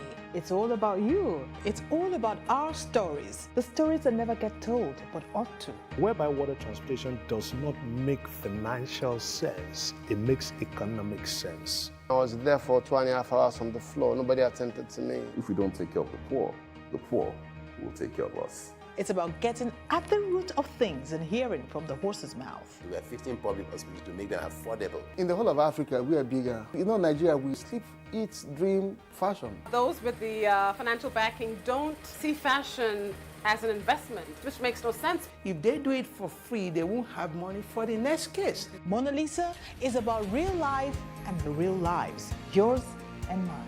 Make a date with Mona Lisa, and together, let's ensure that the important stories get told.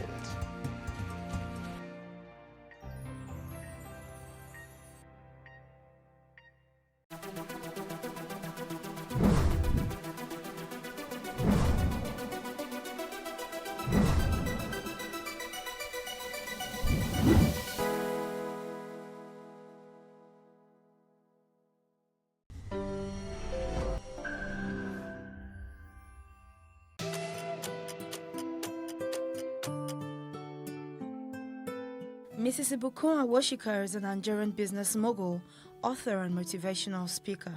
She was born in Ibadan, capital of Oyo State, and is the third of 7 children. She attended St. Paul's African Church Primary School and Methodist Girls High School, Yaba, and obtained a degree in chemistry from University of Ife. She is an alumni of the Chief Executive Program of Lagos Business School, the Global Executive MBA of IESE Business School, and Global CEO Program of Wharton.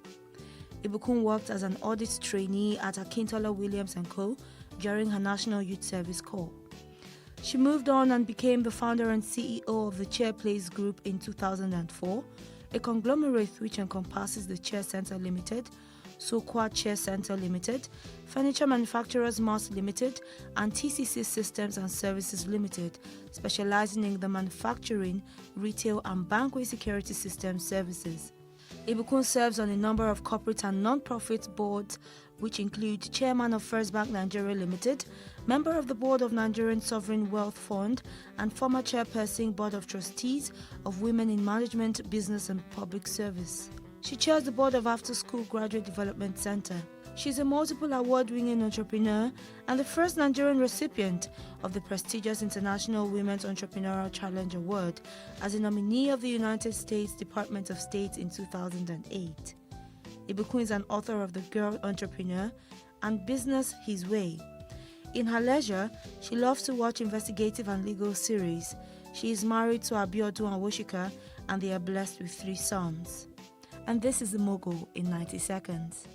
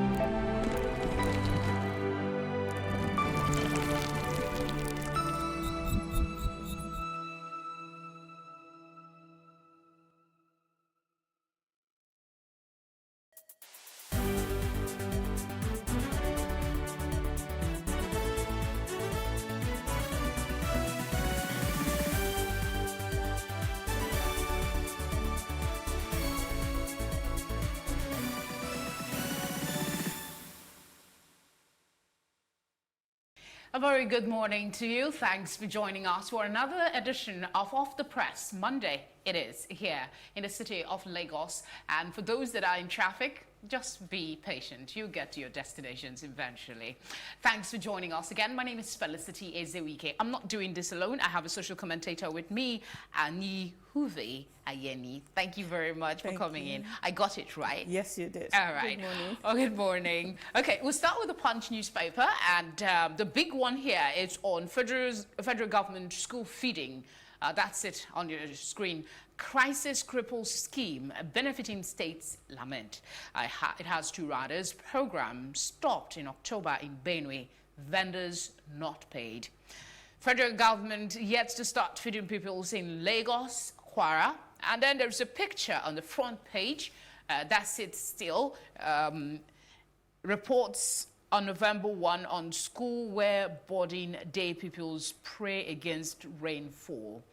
That's a dilapidated state of the building. It has been renovated to a certain degree, as you can see the new one on the side.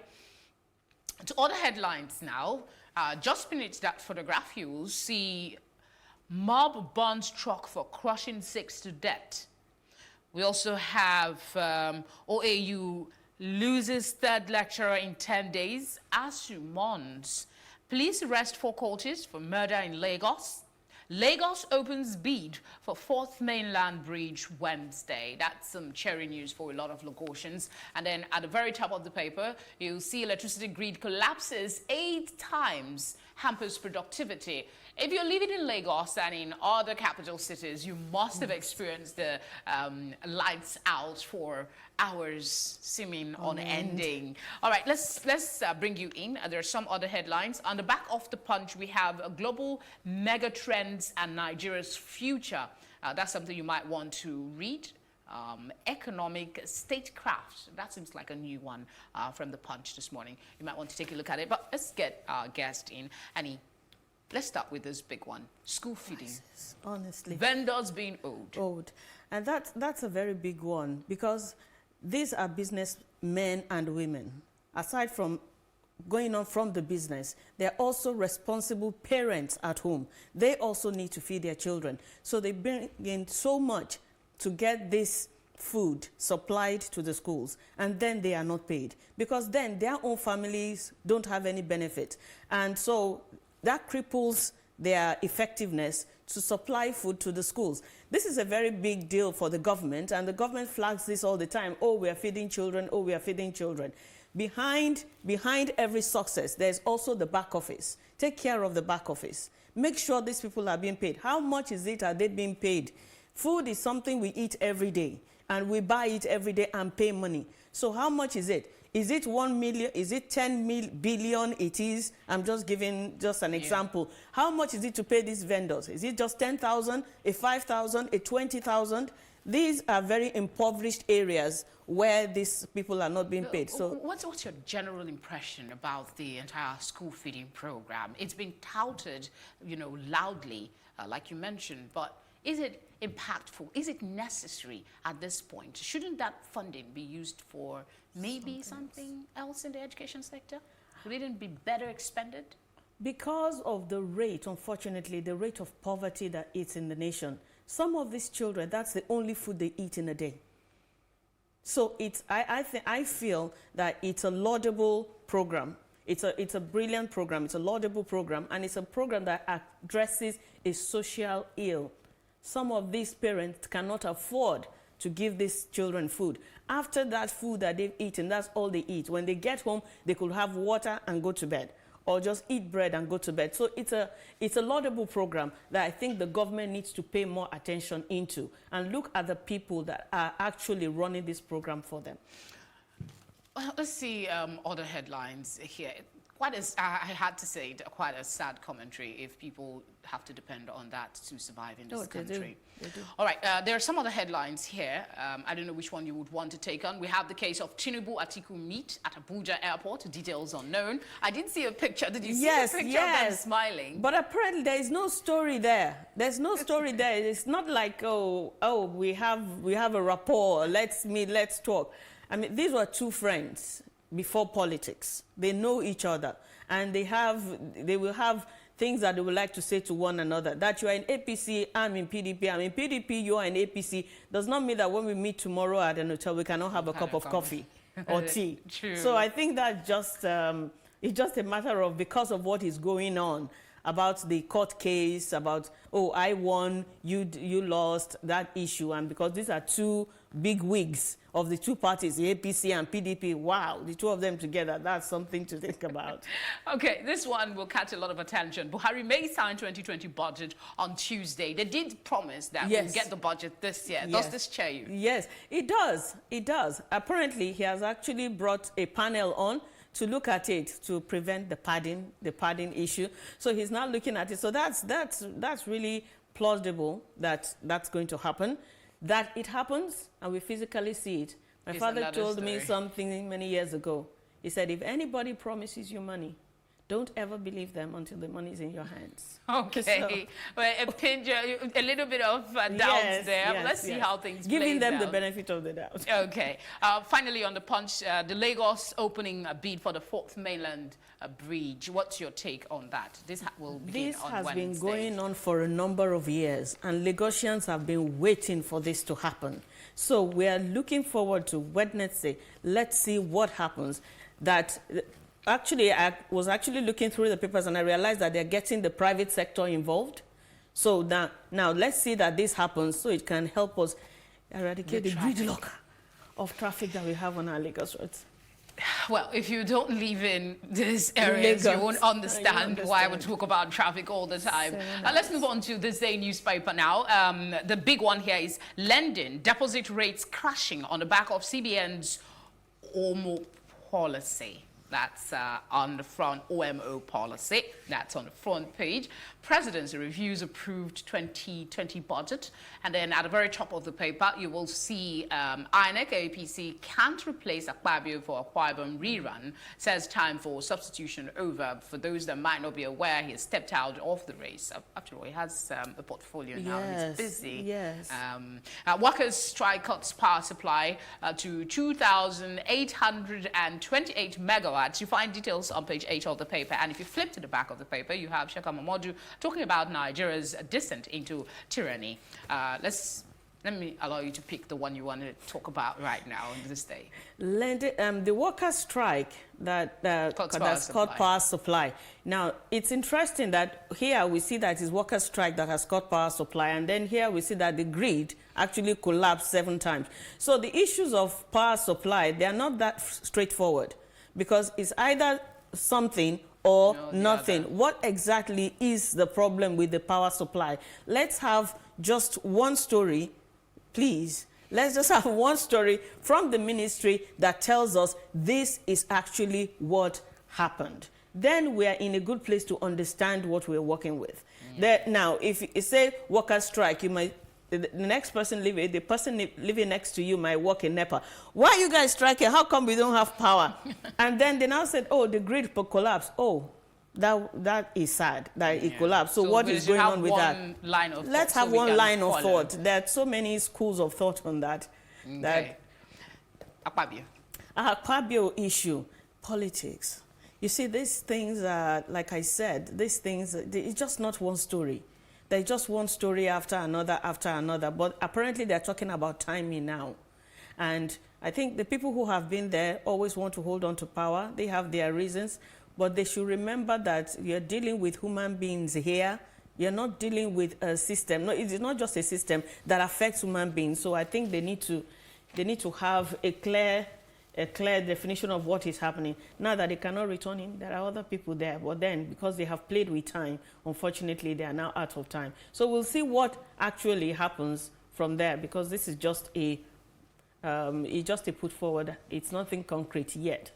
All right, Vanguard newspaper. Some of the issues we've already seen here in these two papers are here. The bid for the 4th Mainland Bridge is also here. The story about the lecturer, 10 others kidnapped by Boko Haram beg for freedom as ACF asks FD to review its strategy in negotiations. 36 states FCT violate Pension Reform Act. That's the big one for the Vanguard this morning. You find details on page 5. And then on the side of it, the border closure is back again. This time it's talking about border closure not breaching free trade agreement. If you've been following the news, you might have heard us bring you details of that. Dangote Refinery will save Nigeria over $10 billion. That's Nigeria's finance minister speaking. Details on page 9 of the paper. Turkish Airlines is here on the front page. They're saying they're pledging to use right aircraft this time and bring all our baggage back to us. Let's see some of the headlines here as well. HIV/AIDS cases decline in Lagos, Akwa Ibom, Rivers. That's according to the US. Believe or not to believe, that's a different matter altogether. Your quick thoughts on any of these headlines before we move on. HIV/AIDS. That's a very delicate place to put on, because there's a story of this gentleman who used to work on the HIV/AIDS, and the number of people that they can deal with at any particular time was the challenge. There are actually more reports now. When the US is saying that there's a decline in it, well, I cannot speak with definite terms, but I can say that really and truly, some of these figures that are thrown out there, let's give us proof that that is actually what is happening. Because you see every day now, and people, we have it written in the northern part of Nigeria, you have it written, HIV positive, looking for HIV positive wife, HIV positive husband, HIV positive children. So people have now learned to live more with it than the fact that they have it. So do we now have people who have HIV/AIDS who have learned to cope with it and live with it, and they have decided not to report it? Fair enough. Fair things to consider there. Want to talk about some other headlines quickly? But the border closure by the federal government, looking at it, actually the federal government is saying they are not in breach of the free trade agreement, because the free trade agreement means our border needs to be open for people to go back and forth. But the federal government of Nigeria is saying that that is giving people the opportunity to bring just anything into Nigeria and dump it here, and people keep buying. So we cannot keep our borders open just like that without any controls. There are so many things happening that Nigeria is no longer in control of going through our borders. But they're speaking with specialists from other countries to see that it does not breach the free trade agreement, freedom of movement for trade matters. I'll just mention this. You might want to go read it up, but I won't pick her brains on it. The Constitution Amendment, Senate moves to create National Electoral Offences Commission. I want to read up on that one for our electoral process in this country. We go to The Nation. That's the last paper before we bring in our sports analyst. We have Budget 2020. Lawmakers vote 37 billion naira for renovation, 1 billion naira for constitution review. And then at the top of the paper, we have controversy over Ohaneze leadership tenure. Lagos to open bid for Fort Mainland Bridge is also there. And police protest poor retirement pay. This ties in with this issue of 36 states FCT violate pension reform. Your quick thoughts before we move on. The police pensions. Government, they're proposing government should please look into the police pension. After many, many years of service, some of these people are still dying without the pension. There's a high rate of poverty in Nigeria, unfortunately. So whatever the government can do to kind of get the people out of this so that they get their pension after so many years of working, please, that is something that the government needs to really look at. It's a plague that is going on all over the country. You hear of police people dying, old ones, young ones, and the young ones who are there are afraid to retire, because once they retire, there's no more money. And certainly something needs to be done urgently. Yes. Thank you very much for your time this morning on the program. Thank you, Felicity. Thank you for having me. Thank you very much. All right, we'll go on a short break, and when we come back, we'll have our in-house sports analyst share her thoughts on the latest headlines. To stay with us.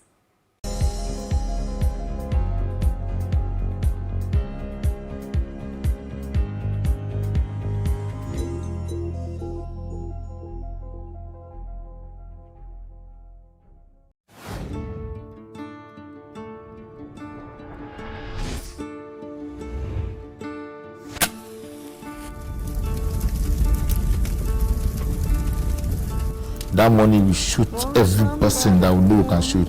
We don't let people die there. You could have killed me for a long period of time. That time why I carry gonorrhea. I first go hospital first, but it didn't no go. Now I come make that mama. He just pulled it, he pointed and shot.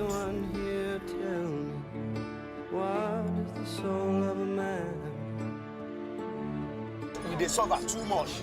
They suffer too much. Issues around the Nigerian police, we have to tackle it holistically.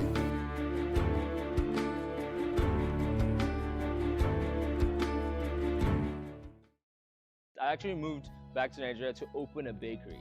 This was my goal, and everything I did up till this point was in preparation for this.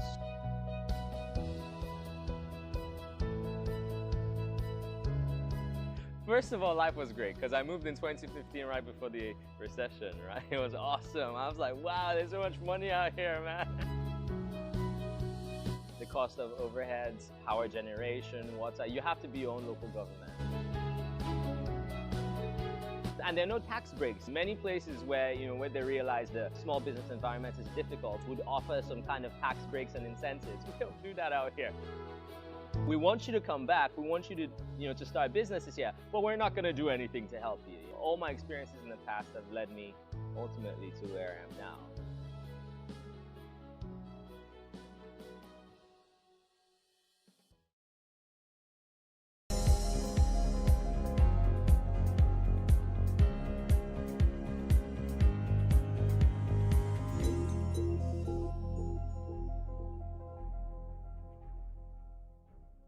Thank you for staying with us. We have our in-house sports analyst to take a look at the latest headlines in the sports world. I'm talking about Onoigboya Destiny. Thank you very much. It's actually Onoigboya. Okay. Thank you very much. Good morning. Thank you very much. Complete Sports is here.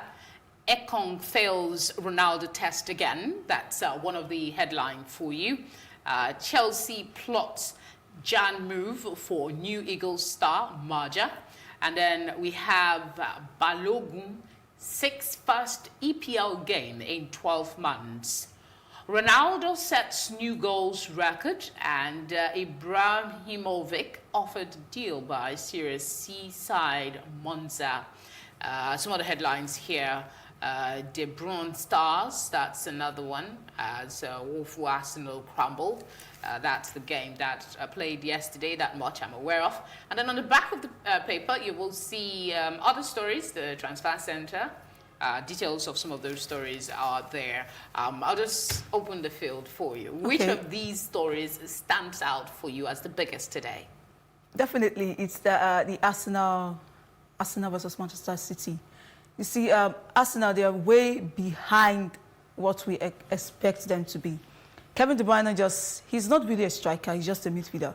But yesterday was a perfect day for him. Seeing that Arsenal, they definitely don't have a coach. That's their number one problem right now. And the defenders, they are not confident. The midfielders, they are not confident. And even the strikers up front, they are not confident. So De Bruyne just saw opportunity to demolish the Arsenal players, their team, their staff, everybody in that club, and he took the opportunity right. So if Arsenal, they don't get something done within the space of 1 week, I don't think they are going to make the top 8 by the end of the season.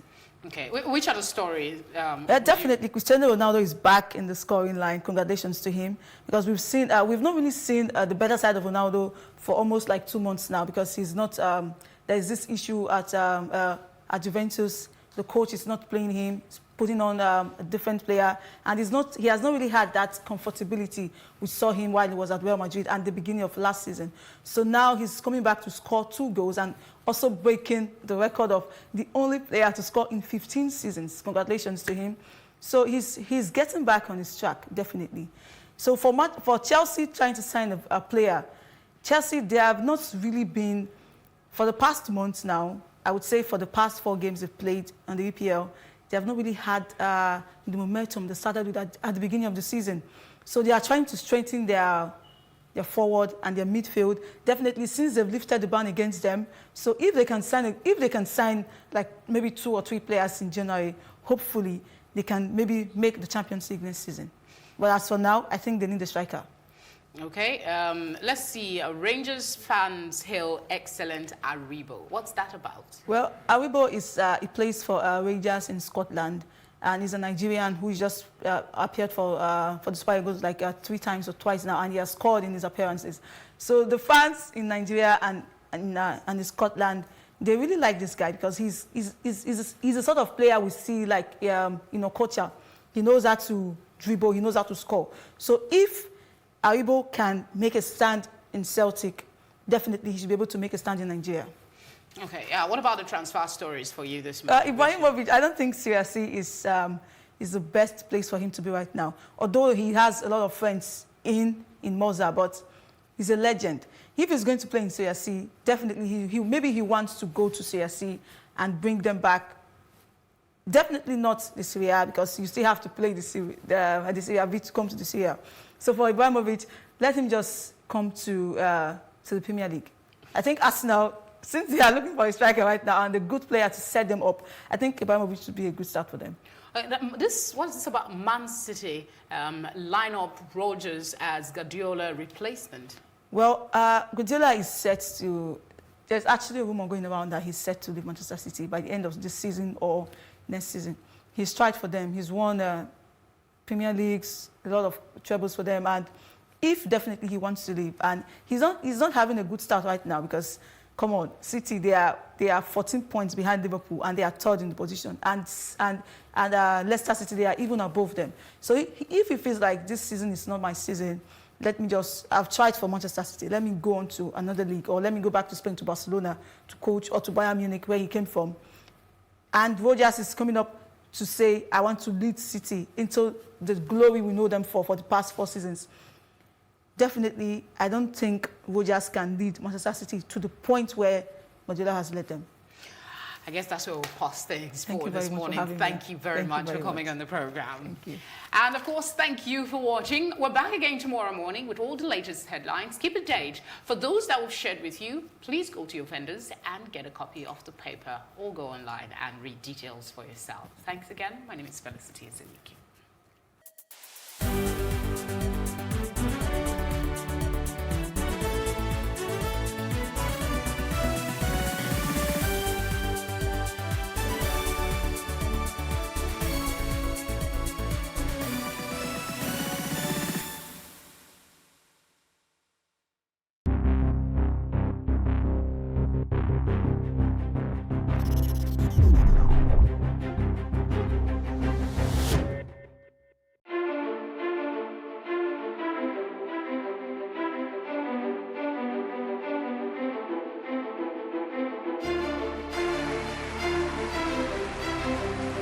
This Medan has been directed to empower 1,000 persons with disabilities in each state in the next 12 months. When I start hearing the shoot of gun, whatever I've done. Every public policy has winners and losers, and some will not be very happy with you, while others, usually the silent majority, will be quite happy.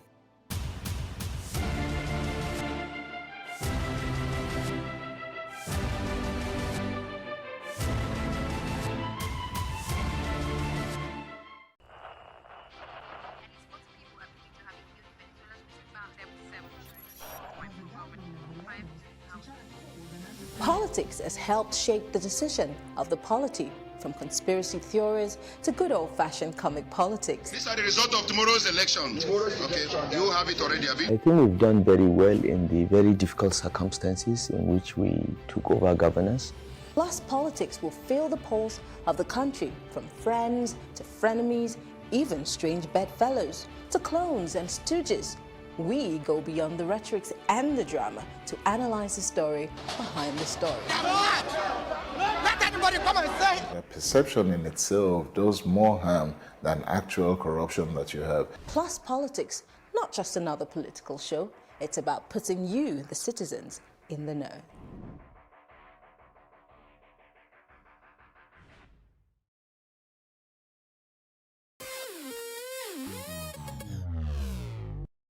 Sometimes when we see celebrities either on social media, television, or in person, we assume they have it all together, but we forget that they're also human. Well, here are some of the low points of some of your favorite celebrities. As a young person growing up, I have had to sell akamu on my head. You know, yeah, on a tray. You go like in the morning, like very early in the morning before I go to school. Buy akamu, you know. That's why you should never underrate anyone. No matter the situation, you see them or you find them.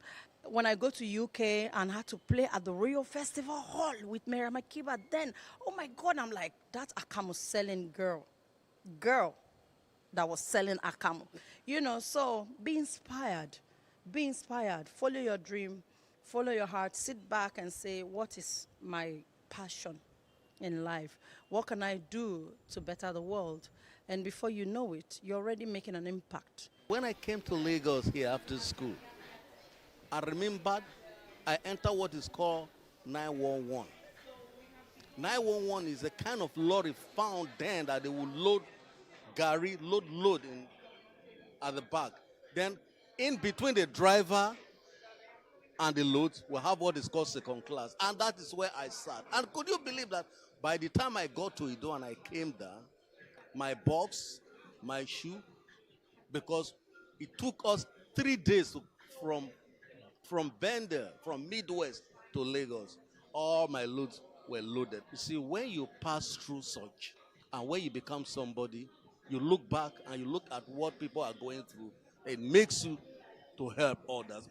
When I decided to be an apprentice photographer, we were living in Iputimeta, and I would trek, you know, from Iputimeta into Willoughby, from Willoughby into cross the Leventis into Ido Road, past Ido railway station, go across the Kata Bridge, and then into Agbogbon, into Broad Street. And I trekked that for 1 whole year. And then finally when I got to London, I had to be a cleaner, you know, every morning. Get out of the house by 4:30 to clean till 9 a.m. and then rush off to school. So I've done quite a lot of things like that, and I still continue to do that. And so for me, it is part of one's development. And I didn't see that I was suffering. Occasionally, you know, you want to stop. You have cried many times. I've failed many times, but I've just got up. I get up again. A lot of people, I enjoy goodwill of some people who pull me up again and help me on my feet, and then I go on. I finished that film and I became very famous. As young as I was, I didn't even know what it was. Everybody would just be calling me over. I'm like, what's wrong? What's going on? When the film was all over the place, so I couldn't go to the market. And I used to go to the market a lot, you know, to go and buy all these second-hand, all the second-hand outfits. And then there was one day I went to the market with a couple of my friends, and I just realized that I just couldn't buy these things anymore, because they would tease me. The people in the market, the traders will always tease me and said, so you see, they come buy Pendam Boutique, you know. So that made me realize that, oh, so if I become a star, there are a lot of things I won't be able to do, or what? So I went back and I said to myself, is this how I'm going to live my life? I won't be who I want to be. I won't be myself. And I said, no, I won't let that catch up with me. Just be who you are, no matter your craft, no matter how high you think you've become. Still be that same person that the girl next door, still the girl or the boy next door that people can always relate to.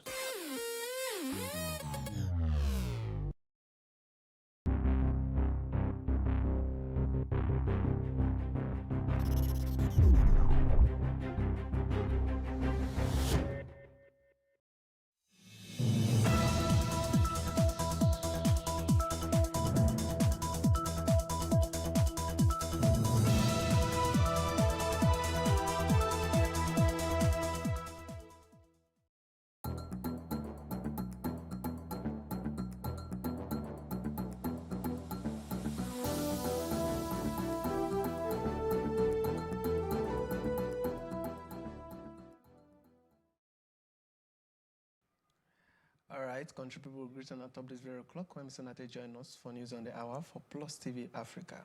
This is not the total MC one Sama given my name, I promise. Nero. They say Turkish Airlines don't say they will sharply start freight of all the passengers back when MC remain inside Turkey to Nigeria because of the suspension of their operations for Nigeria. The General Manager of Public Affairs, Nigeria Civil Aviation Authority, NCAA, Sam Adoroboye, he talked this one for 1 year on Sunday inside Lagos. Adoroboye said the management of the airline don't meet with the NCAA management inside Abuja on Friday to touchlight the matter of the bag them when they remain. The airline say they will do this work as they will upgrade the Boeing 737 to 800 plane when they use, and when they don't do it for the big Airbus A330 and Boeing 737 to 900. He said they will do the clearance work from December 13th to December 17th. Adoroboye say NCAA expect better work with the remedial program. He someone won't give all the operators to say they don't use Nigeria people take play. I mean, they give safe, secure, and better service for all times. The Arewa Consultative Forum, ACF, don't say they're not happy for the strong terms when we say the Boko Haram terrorists, they kill their workers inside Borno. They say the Boko Haram people grabbed the workers for July 2019 as they go the community inside the northeast to give humanitarian support to people of Boko Haram Brigade. This one day for 1 year is when the National Publicity Secretary of the Forum, Haji Muhammad Ibrahim, signed. And when they give talk people inside Kaduna on Sunday. He said Arewa Consultative Forum is shocked and they're not happy for the bad news when the Boko Haram terrorists take kill another 4 of their workers when 1 woman take join inside Borno. Una go remember say sometimes for last year the bad people grabbed 2 women when they say their worker with International Committee of the Red Cross ICRC for one brigade for the military base inside Ran, Borno State. Ibrahim said the bad people kill them for the ground, say the federal government not meet up some things when they say they want. He say what the terrorists do na waka and inhuman and a day against the way of Islam and humanity. Members of the All Progressive Congress APC inside Edo State don't say they're not happy for the work when we say the state government and the Niger Police Force do to stop their mega rally. They say the peaceful work of the party members for the rally when we say see the official work of the before PDP governorship candidate of the state, Osaige Ize Iyamo, when we say enter the party and approve say the APC don't be the party of choice for the state. They still take time to hail the national chairman of the party, Adams Oshomole, as he opened the party doors to members of opposition party to join Waka with the APC, even as the governor of the state, Godwin Obaseki, no one agree make it happen. We don't even need approval from police or any security agency to hold our rally. This is a rally to receive new members into our party. Yes, the rally was bound to be in Garrick, but some hoodlums, with aid of some security men, came there and started disturbing. So we have to shift the venue to this place because the rally must take place today. That's why we're here now. The party is growing.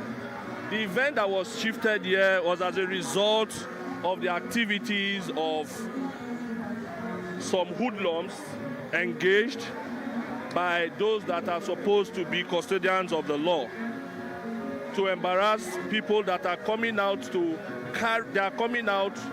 for a lawful engagement. There's freedom of assembly as enshrined in the Constitution. But you see, those that are scared are scared. Why they are scared, I don't know.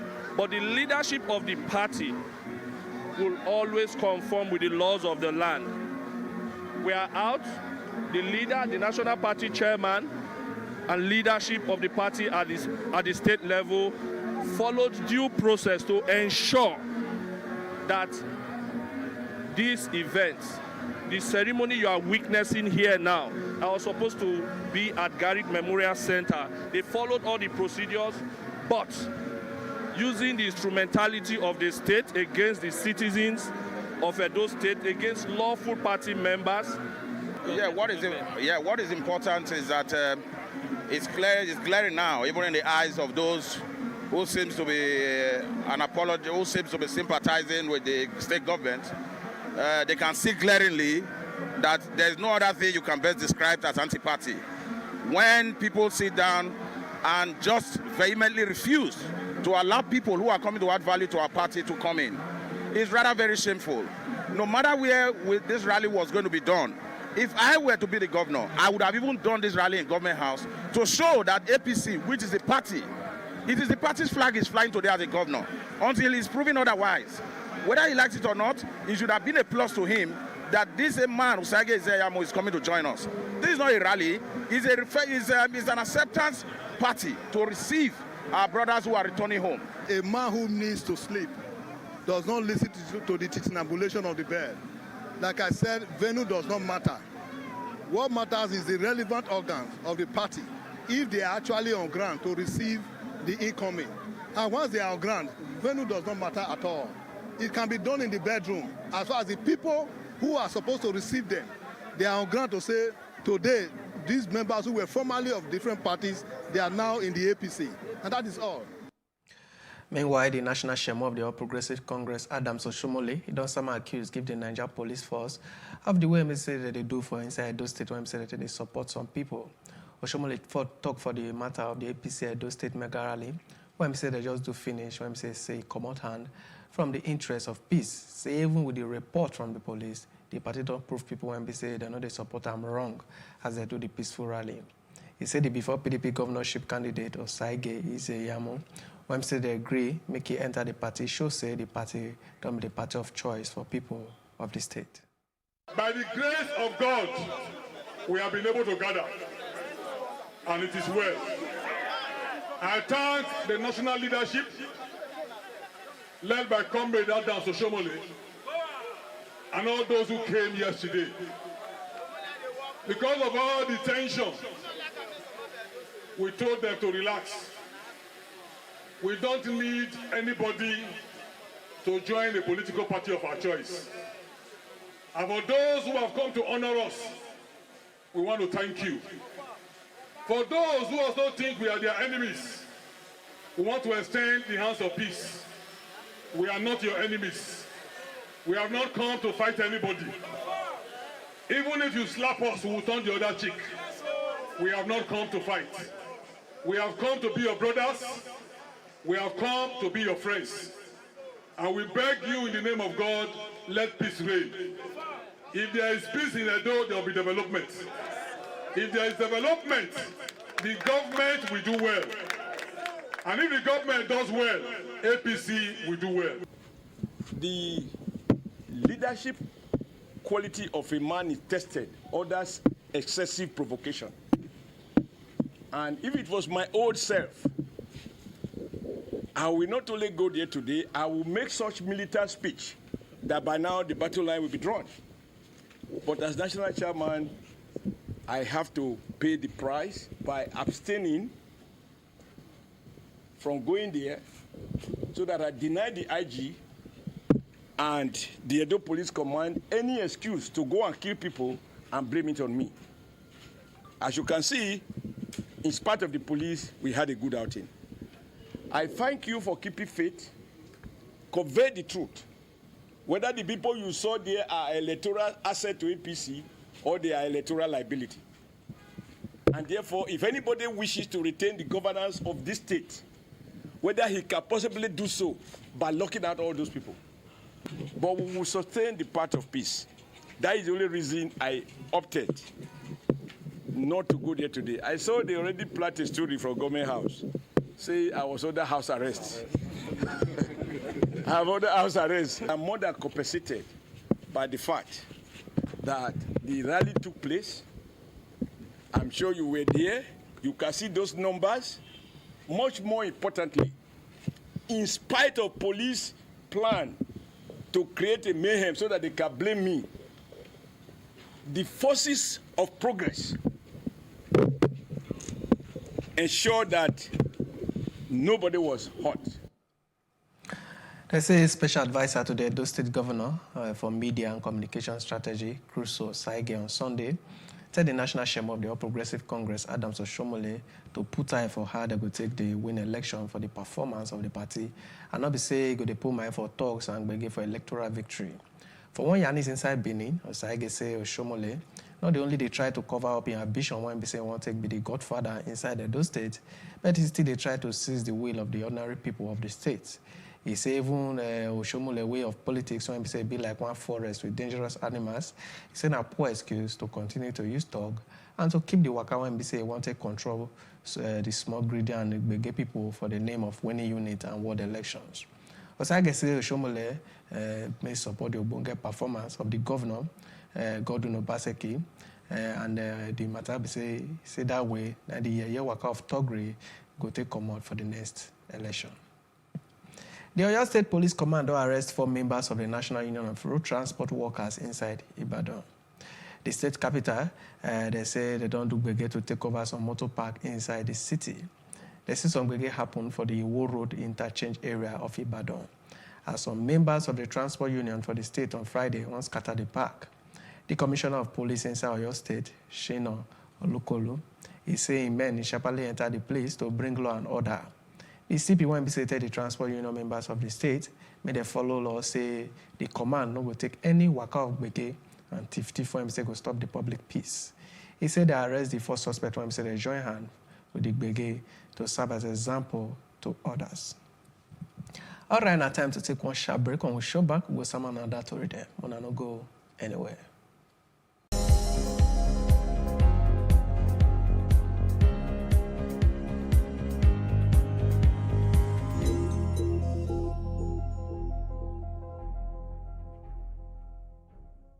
Let's say the wife of Zimbabwean authorities arrest the wife of Vice President Constantino Chiwenga on top charges of money wuru and other things when they say it's the control regulation. They say the Country Anti-Corruption Commission, ZAC, talk on Sunday. Mary Mubiawa, they say they arrest her on Saturday evening, and they say it go like a show for court on Monday. ZAC talk man, John Makamure, he talk say he no gave the details on top the matter as they hot. On top of the matter, when we say they send President Emerson Mnangagwa now appointed this year, ZAC they under pressure to show say if he tackle high-level graft when we say be a watchdog of Transparency International estimate, and it cost the country $1 billion every year. They say Turkey moved close to military support for Libya internationally recognized government late on Saturday, when we say one bilateral deal, and we say the Sengo Parliament is joined for the provision of launching one quick reaction force. When we say the Tripoli, they say they want. They say late last month, Ankara and Tripoli signed one security and military accord and one separate memorandum on top of maritime boundaries. When we say Greece say they for their international law hand. And the maritime accord, they say they don't send it to United Nations for approval. The military deal, they said they'll present her to Turkey Parliament, and Parliament go enter them on top of the force if they approve them. And the Foreign Minister, Mevlut Kusule, now talk on Sunday. The next one, our foreign news.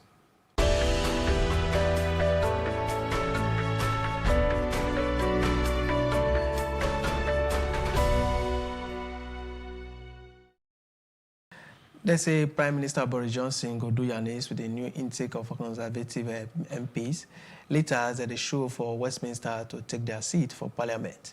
Plenty of the 109 new MPs waiting for areas where say Labour do for Thursday election, when say the Conservatives they gain 80 seats of the majority. Their first work will be to vote for the withdrawal agreement bill when say the PM want to come back before Christmas. They still expect Johnson make it do one work of one small cabinet reshuffle. He go need to fill posts when we say that they open for those when we say that they stand down ahead of the general election. When we say Kosho and Weseke post take join.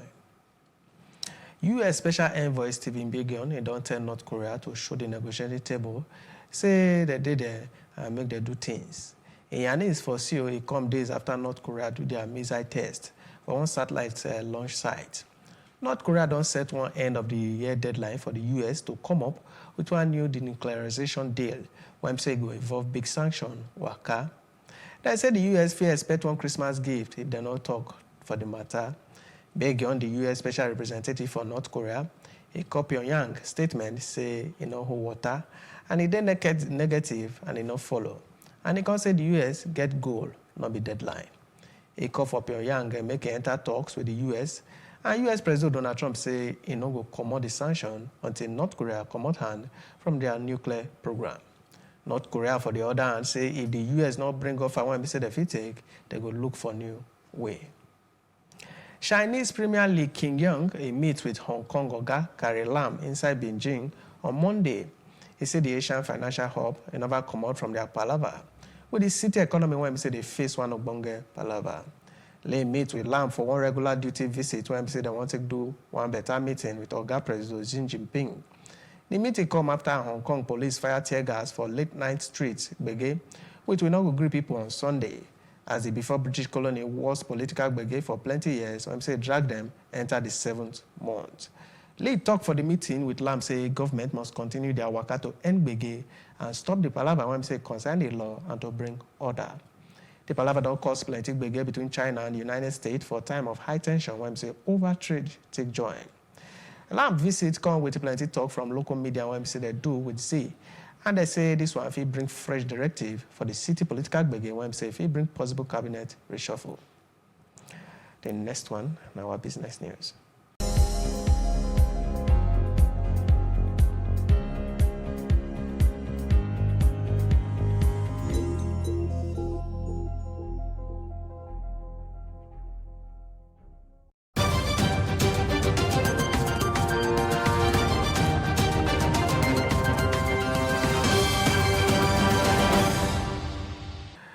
To business, they say the Minister of Agriculture and Rural Development, Sabo Nanono, he said the border when say federal government close, full stop for the free trade agreement for the West African sub-region. As Nanono take care, and he said they were to protect the country and their citizens from the palaver when say they happen for the borders. Free trade not mean say Nigeria will be where people they throw away everything when say other people import. That's what he yarn. The minister talk say the federal government they do your needs with the country them. When we say they consigned to see say they keep to the terms of the free trade agreement. He said the border when we say they close not be to make anybody get wahala. He tell Nigeria people may they take advantage of the border when we say they close to invest for any of the agricultural value chains.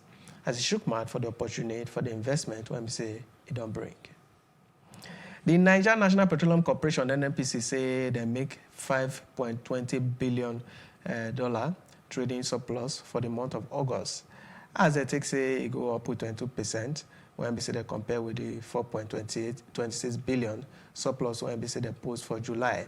The Jambody throw this year for their monthly financial operation report, MFORO, for the month of August when we say they release inside Abuja on Sunday. They joined the increase of 22% for the period under review to improve the surplus when we say the Nigeria Petroleum Development Company, NPDC, they post. That's the percentage when we say it will go up for the performance of the company. It followed the drop of the performance of Nigeria Gas Company, NGC, when we say join to July figures. They say that Duke Oil post the surplus when we say go up and produce deficit by the Nigeria Pipeline and Storage Company, NPSC, when we say that they boost the equal figures of the month as report take put on. Still ahead on Top Plus TV Africa News, now a roundup for entertainment and sports with the show back.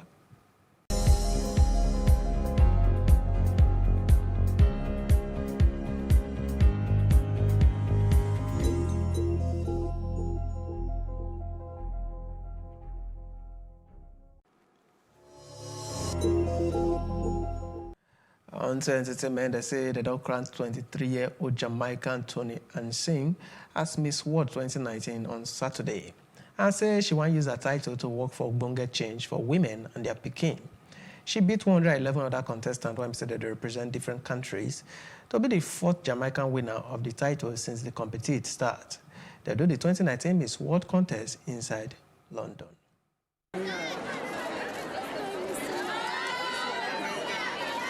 It's okay to celebrate things like beauty and attributes like strength and those things, but this is so much more. The relationships I've made, the things that I've learned, the work that I know that needs to be done because these women came and showed their beauty with a purpose, that has made the world of difference in my life. I'm a changed woman after this experience, so there's no way I could chalk it up to just being about beauty because that's the last on the list, honestly.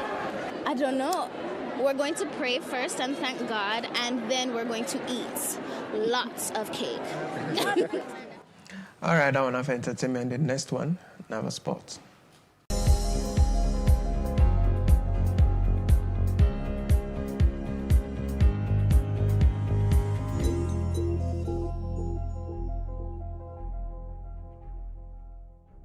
I actually moved back to Nigeria to open a bakery. This was my goal.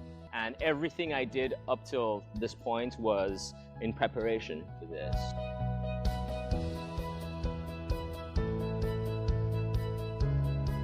First of all, life was great because I moved in 2015 right before the recession, right? It was awesome. I was like, wow, there's so much money out here, man.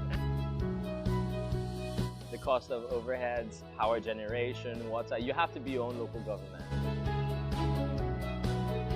And there are no tax breaks. Many places where, where they realize the small business environment is difficult would offer some kind of tax breaks and incentives. We don't do that out here.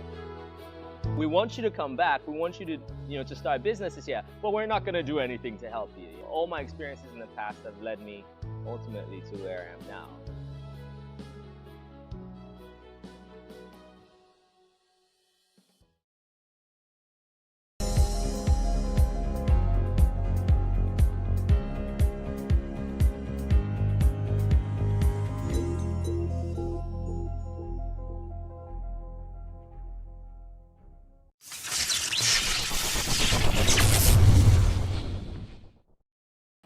On to sport, there's now 2 fine goals and 1 assist for Kevin De Bruyne. That inspired the Manchester City win on top of Arsenal 3-0 for the Premier League on Sunday. The Belgian midfielder scored 2 high-quality goals and he gave 1 assist for Raheem Sterling for the City to win. Meanwhile, they say he remained 14 points behind leaders Liverpool after this win. When we say it be a bunga reminder of the quality when we say the reigning Premier League champions then get. All right, now what we'll get from on top this very o'clock for news on the hour for Plus TV Africa. For better and plenty information, follow us for Plus TV Africa, for Facebook, for Twitter, and for Instagram. And it will make sense if you subscribe to our YouTube channel at Plus TV Africa. We will still summon and plenty other to read them as time they go. My name, I promise, Nero. And I thank you so that you join us on We're Done.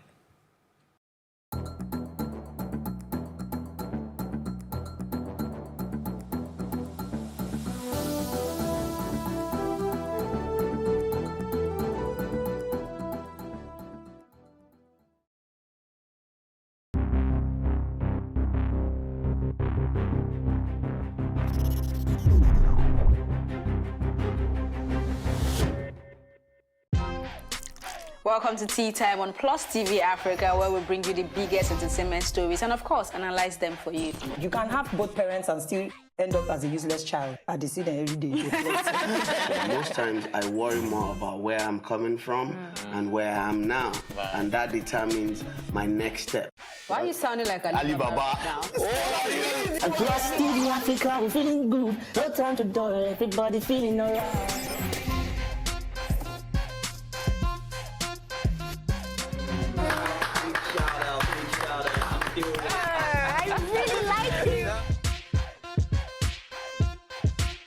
Make music and people are still buying. Sometimes I look myself minimal IO. Akpala music is for mature minded people. I got DMs sometimes from Malawi like sleeping early.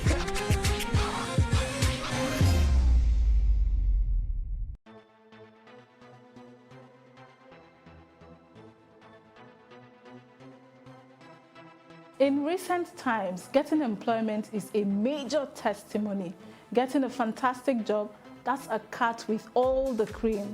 So in what world does anyone ever leave that sort of job? Well, in this world. Not Your 9 to 5 show covers all the seemingly questions and intrigues. I can't work for anybody.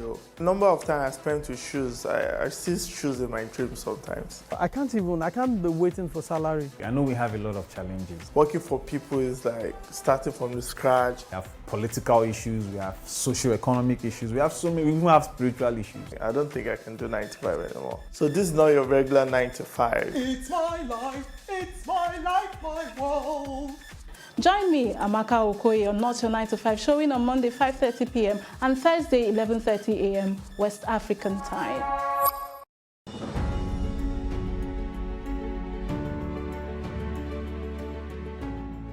Hi guys, my name is Baj Adibule. I'm an actor and a filmmaker, and these are my answers to these questions.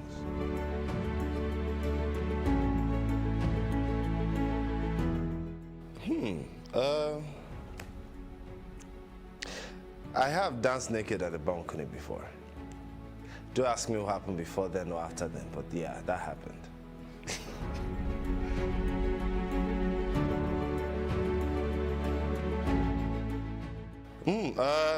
Off the top of my head, it would be Smooth by Carlos Santana and Rob Thomas. Love that song.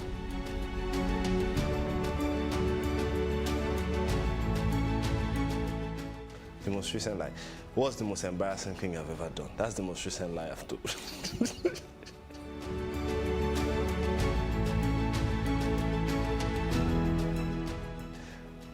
The part is the fact that you get to live multiple lives in one lifetime.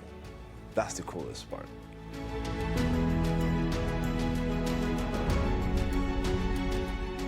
Kiss, date, marry. Kiss, date, marry. I'll kiss Ini. Love you, babe. Date Toke because I'm sure she's going to be fun. And I'll marry Bisola. We get along so well. I love her. Definitely marry Bisola. She's good to probably get to eat me up for that now.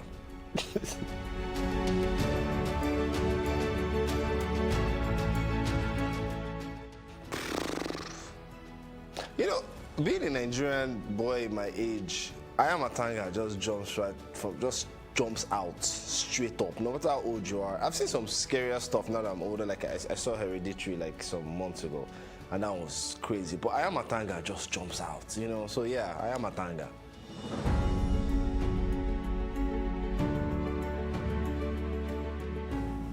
I think the privacy has to be the worst part. Unless you're specifying like an actor in Nigeria, then there's another worst part. But if you're talking generally, I'll say losing your privacy. I'm a very private kind of person. So the fact that sometimes I can't just dash out wearing anything I want isn't the coolest thing.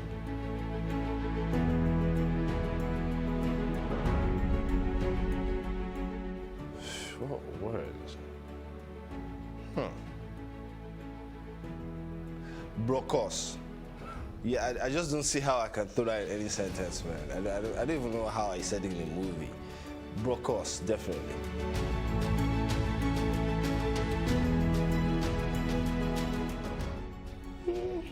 Should I just see this picture, just describe it? I'll describe it. I'll thank God, I'll thank my mom. I'll thank... Well, I should be married by then, right? Abby? Hey. This Medan has been directed to empower 1,000 persons with disabilities in each state in the next 12 months. We now start hearing the shoot of gun. Whatever I've done. Every public policy has winners and losers, and some will not be very happy with you, while others, usually the silent majority, will be quite happy.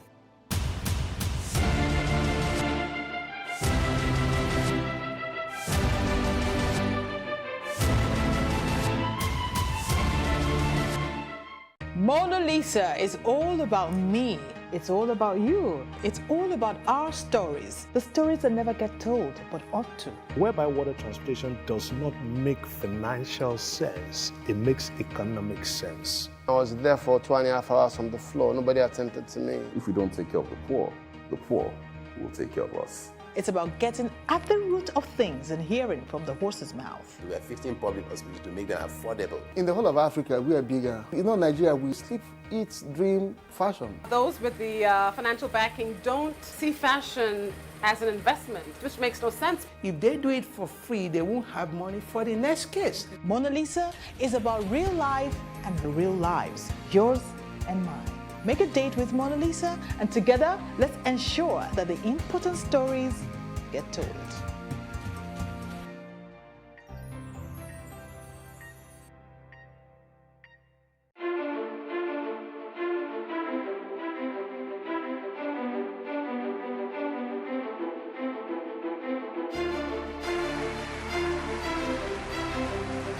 This Medan has been directed to empower 1,000 persons with disabilities in each state in the next 12 months. We now start hearing the shoot of gun. Whatever I've done. Every public policy has winners and losers, and some will not be very happy with you, while others, usually the silent majority, will be quite happy.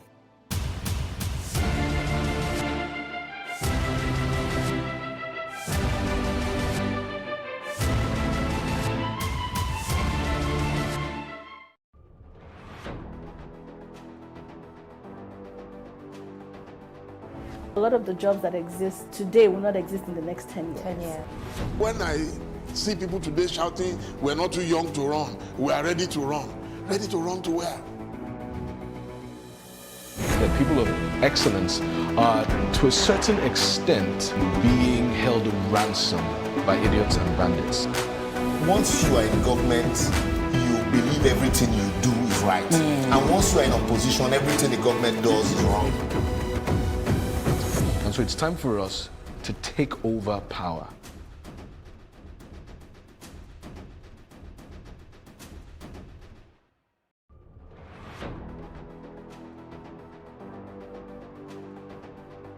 A lot of the jobs that exist today will not exist in the next 10 years. 10 years. When I see people today shouting, we're not too young to run, we are ready to run. Ready to run to where? That people of excellence are, to a certain extent, being held ransom by idiots and bandits. Once you are in government, you believe everything you do is right. And once you are in opposition, everything the government does is wrong. And so it's time for us to take over power.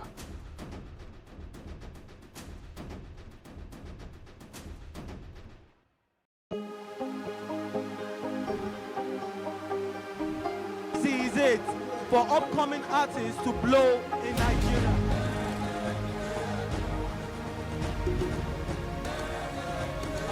Welcome to Plus Trending. I am Buki November, your host, saying thank you for joining us on today's episode. Welcome back. It's tea time on Plus TV Africa. Practice makes perfect. I'm not perfect yet, but I'm a lot better than I used to be. He's a king. He's entitled to marry 100 if he wants to.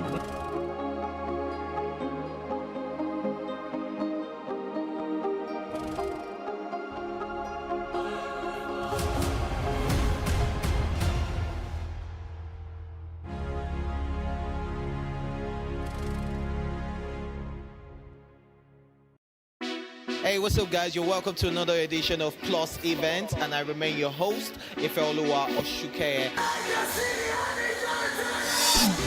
Your absence isn't an excuse anymore, as Plus Events is all you need, as we bring you the glitz, the glamour, and loads of fun. Oh, definitely. No question. He's a living legend.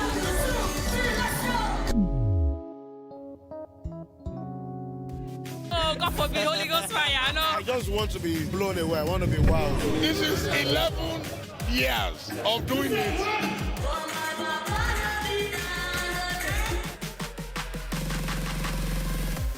I'm surrounded by so much positivity. No, it's okay. Yo, what's up, my people? It's your boy Starboy Terry. You're watching Plus Event on Plus TV. Stay glued to Plus TV Africa every Saturday and Sunday, 4:30 p.m. West African time.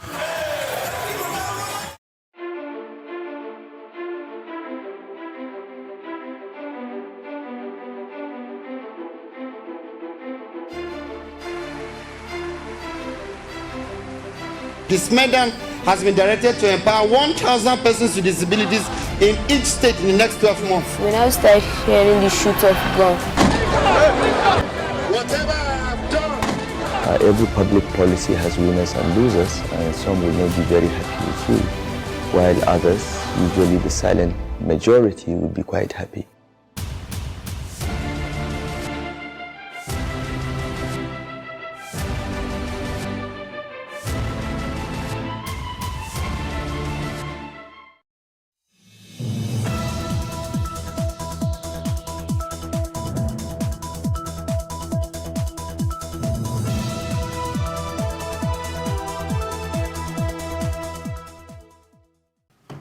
Well, it's beginning to look a lot like Christmas. The weather has changed, the Harmattan season is here, and the bells are jingling, and Santa is getting ready to deliver gifts to all the good kids around the world. Well, this is Sports, and you're welcome to Plus Sports and Plus TV Africa. I've got the Swan-efficient Swore on the show today, and we promise to give you an amazing show today. Welcome to the show.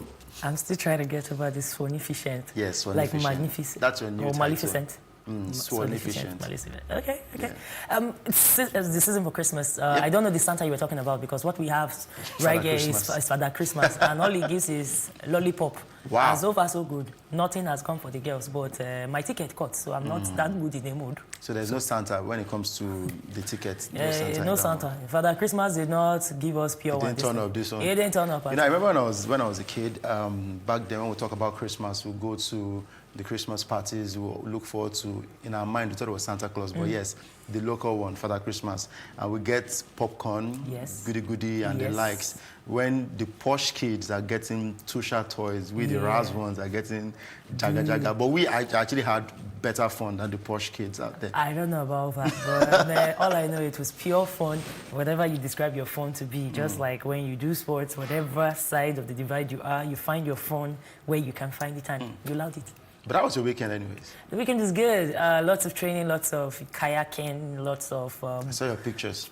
Let a girl live now. And Kamaru kind of made me smile a little. So, exactly. So that was something to cheer me up after Chelsea. I broke one of my biggest fears this weekend. I climbed, what's it called now? The longest canopy walk. Oh, you did that? 22.5 feet high. And I'm actually afraid of heights, so I know how I was shivering all through. So when I got to the top of the floor, the top of the canopy walk, I was excited. Now, going down was a problem. Going up was a problem, going down was a problem. I said, make I just stay here. We're not going anywhere. But it was an interesting one after all, so good weekend we had. But then let's talk about the Nigeria Professional Football League. It was also a good weekend in the week 8 as we look at the results. The biggest winners are Plateau United, who trashed Ifeanyi Ubah 5-1. And looking at the other results, Kwara United lost at home to Heartland. Yes, my Heartland. They finally turned up the heat. They won that 1-0. Jigawa Golden Stars also won their game against their opponents. So that's Warri Wolves 2-1. And Lobby Stars 1-0 winners over Abia Warriors. Dakada FC defeated Enyimba 2-1. We'll get to Dakada. And Rivers United defeated Katsina United 2-0. Adamawa United lost at home to Sunshine Stars 3-0. MFM thrashed Aqua United 3-0. And Wicked Tourist played out a 1-0 draw against Rangers International, coached by Salisu Yusuf. We still have to keep putting it there. Salisu Yusuf is the coach of Enugu Rangers. Now, Dakada FC. Yes. Former Aqua Starlets. Yes. How did they get to this point? Oh my!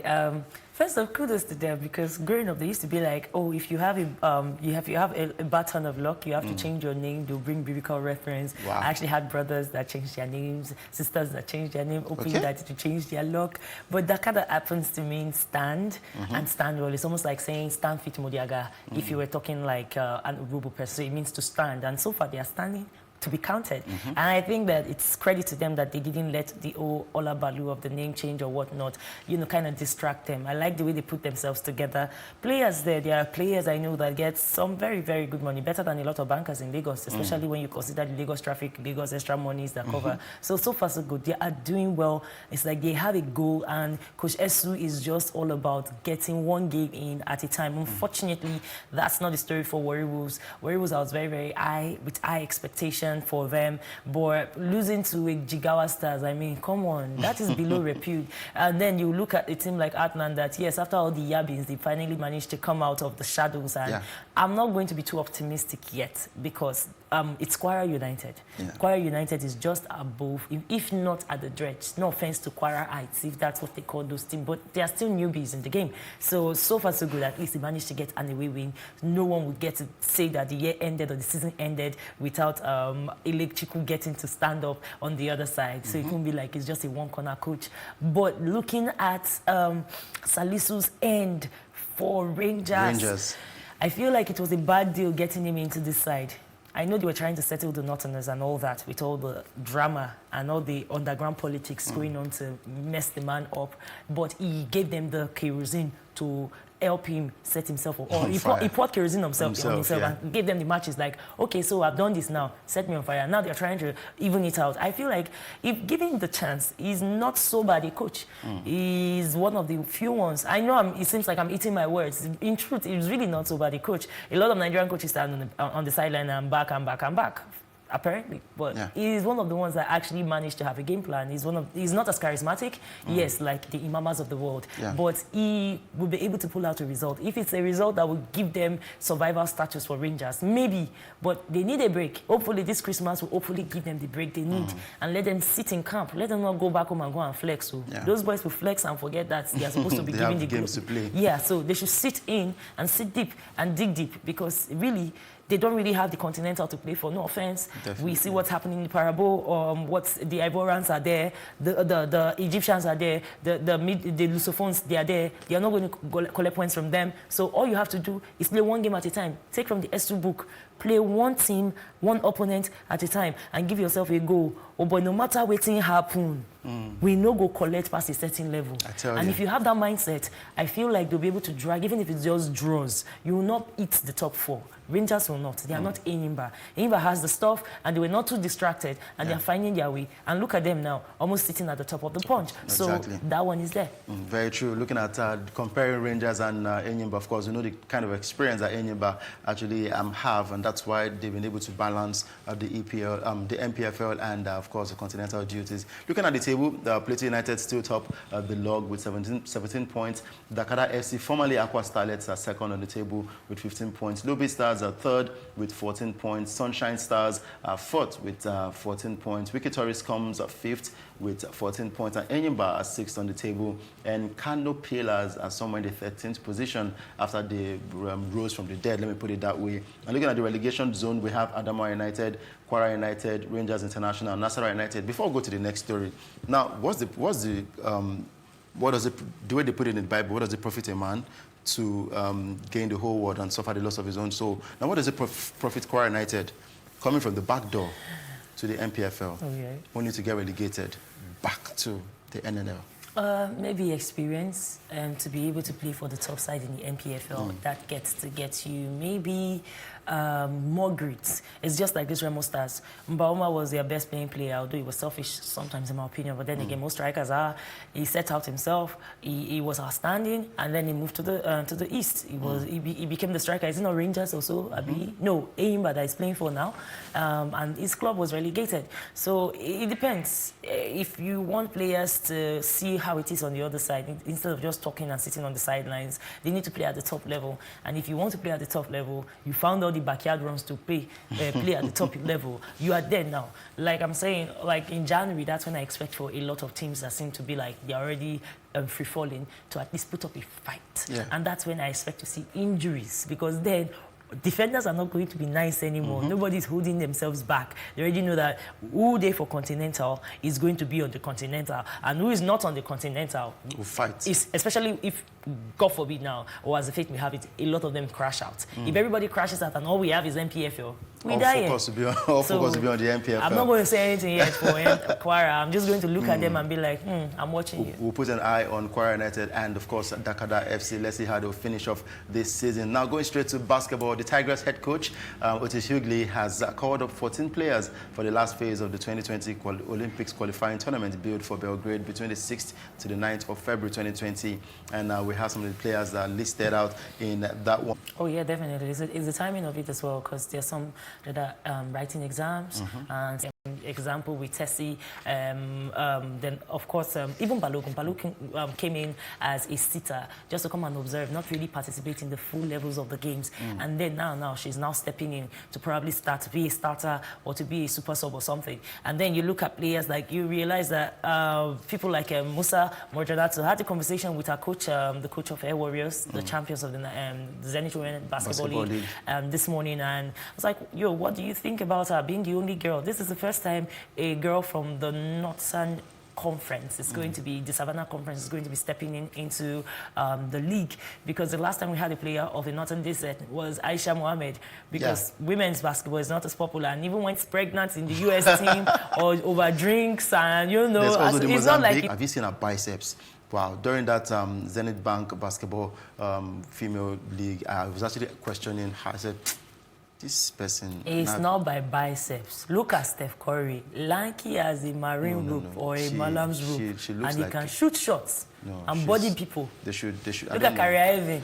Where's the biceps? It's fine. Look at Iverson. It's fine. Let me leave it that way. Look at LeBron James. Well, that's why he's a big power Exactly. forward. Positions are different. Still talking about basketball, staying on the Tigers now, they have actually dropped down a place to the 17th spot in the latest FIBA ranking released on the 21st of November after the conclusion of the pre-Olympics qualifying tournament across the world. And despite picking 3 wins during the qualifiers in Maputo, Mozambique, the team tutored by Otis Ugly could not retain their 16th spot, which they occupied before the last ranking was done. And during that period, Nigeria defeated DR Congo, Mozambique, and Mali to maintain a 100% record heading into the final rounds of the 2020 Olympic Games qualifications. Now, yeah, dropping 1 spot doesn't mean that they've done badly. Probably other teams amassed more points than the ladies, but for the Tigers, I think they've done well. 2017, 2018, 2019. Oh, yes, they have. Unfortunately, the amount of friendlies they get to play, it also is not in their favor. Like the first top 7 ranked teams in the world happen to be say Spain, Canada, and US, all ranked in like same ranking, similar points, although different zones. Yeah, polar zones, even if you want to call it that. But the thing is this: before you see the African champion, I think we're 17th. We are roughly 17th, I think. 17th, then Sweden on one corner, and what's his face on the other corner. That's where you see the first African champion, and that's simply because the amount of points we get to Ghana, and then when we do our games, we don't do a lot of blowouts.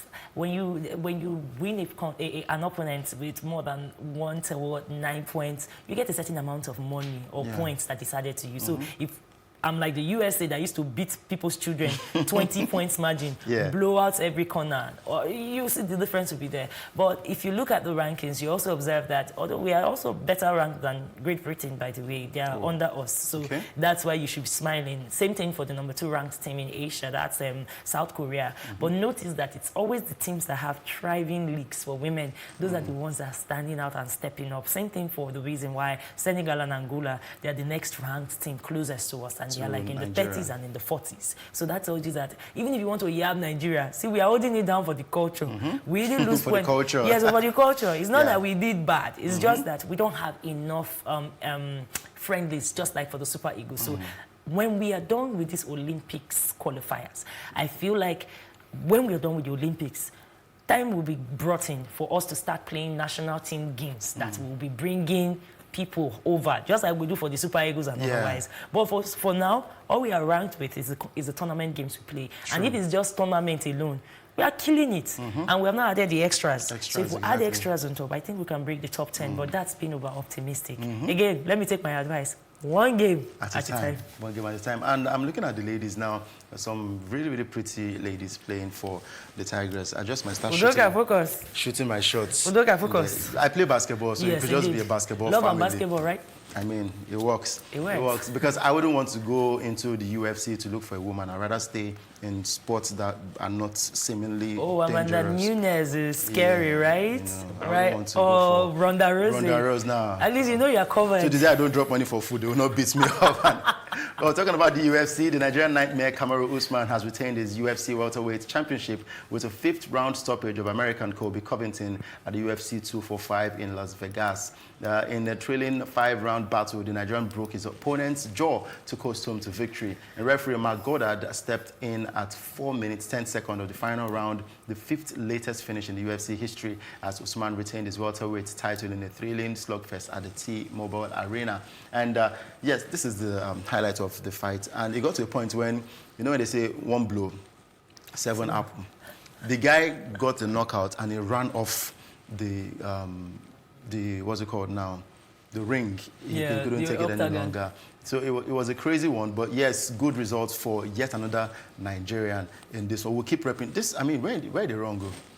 Bro, see, when they give you one kind of punching, is it that, let me clear for it, when this guy changed his mind. Before this fight, you see Covington has been very, very cocky, and he had been talking. Because just like Kamaru, they have similar records. They are unbeaten, just a draw, and 11 to 16. He had more games, I think, than Kamaru. So he was very cocky, just like, what's his face, the other Terry boy, or what's his face? The Irish guy? Yeah, that's Kamaru fought. Not even McGregor, Teddy, who fought with Kamaru the last time, like 6 months ago. was very cocky. You see, most people always underestimate when it comes to this fight, this martial arts fight, they underestimate Africans because you see, we don't have like a style, we don't have the jiu-jitsu, we don't have the German clean cut.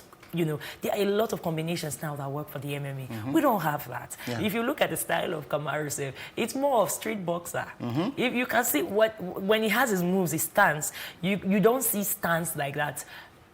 Abroad, you get to see them under the bridge at Ojo Elekpa. He has that grittiness. That street mentality. Because they don't really respect his style. They feel like, this one, by the time I give him combo, he will fall. But the problem is, for a man that grows up in the streets, each street is different from street. The streets of Ireland are different from the streets of, what's it called, Masha. Where somebody can use hammer to break your jaw and you reset it again before you reach your mother's house so that your mother will not break your jaw for you. Extra. So it could take the punches. Covington was in it for the first 3 rounds. He was in it. If you check Kamaru's face there, his visage was swollen. But Baba had taken stuff like that before. He was a beast. He could outlast and out-punch. And that's what he did. By the time he started landing in punches, the punches that Covington had been, you know, shifting back from because he was fleet-footed. He first attacked his sight. That's why Covington couldn't see. And when you do that with MMA, that's like the killer punch. Because if you lose your sight, you lose any opportunity. You lose 60% of the fight. Exactly. Now, all I'm just looking for is Israel. Because Israel comes with a flash. You know, Kamaru is the Brock Lesnar, the destroyer of worlds. It's just not as mouthy and doesn't have a showpiece, a showman that comes before him to come and announce himself. All he just does is he'll just wait and give you boom, boom. And then you fear and you run away. But Israel will come and dance. Yes, he will come and dance. And that's why his fighting style is similar to his upbringing because he had a lot of dance in his style. So when he moves, it's always fleet-footed. He always reminds me of a Muhammad Ali, but does extra kickboxing on top. So I'm looking forward to this because I still feel like the MMA is still going to be ruled by these two individuals for this category. If, what's his face, McGregor wants to come back, he has to dig deep. All this copy talk he's talking, he will have to still eventually come and face Adesanya. And I hope, I really am hoping that the synergy that Usman has with Adesanya, because they train together, they support one another. You could see that at this fight, I couldn't really see Adesanya there because anytime Adesanya fights, Usman is always there. He's always loud and supporting. And that's the only way you can attack individual sports when you are from Nigeria. If you don't have someone shouting in Yoruba in your corner, so back there, you know, it sinks somewhere into your soul. Very true. So they need that. And if they do that, 2 more years, they'll still be rocking this joint. Very true. 2 more years, they'll be rocking this joint. I'm talking about Israel Adesanya. I wish we could actually see the picture of 3 of them. Israel Adesanya, Kamaru Usman, and, of course, Anthony Joshua, all repping Nigeria and, of course, winning medals right there. Yes, this is it. Lovely picture. This is Nigeria. We'll fight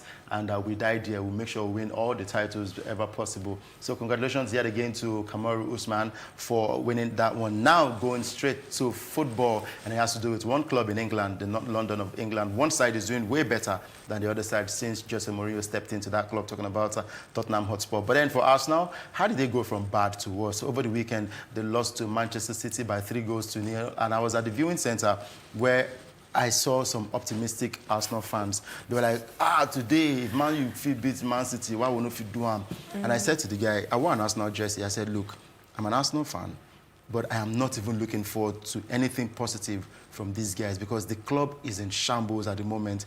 I'm just looking forward to a surprise because I was not expecting anything at all from them. I was also expecting a bashing from Manchester City, but the second half was a bit better. But then Arsenal against Manchester City, the results doesn't really concern me, but the problem at Arsenal is what bothers me. Till now, no coach has been announced, and I'm still hearing that the coaches who have been shortlisted to come take over at the club are bothered about the transfer package they will get for January and the summer. Oh, yeah, definitely. When you have people like Stanley manning the purses and Kroenke manning the purses, you would want to be very, very skeptical. But I feel like what is happening at Arsenal right now is like poor man management.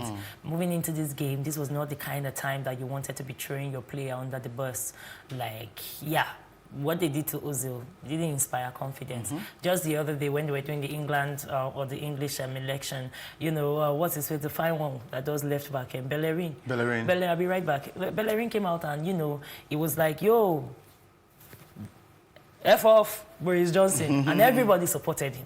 After all, Boris Johnson is the PM in England, where Arsenal, they play, and they supported him. And then you have your guy, your star creative man, just before the main game, who is always very passionate about the causes and rights he believes in. He then comes in and says, yo, China, do well, do better for my Muslim brothers, the ones that you have captured, over 1 million.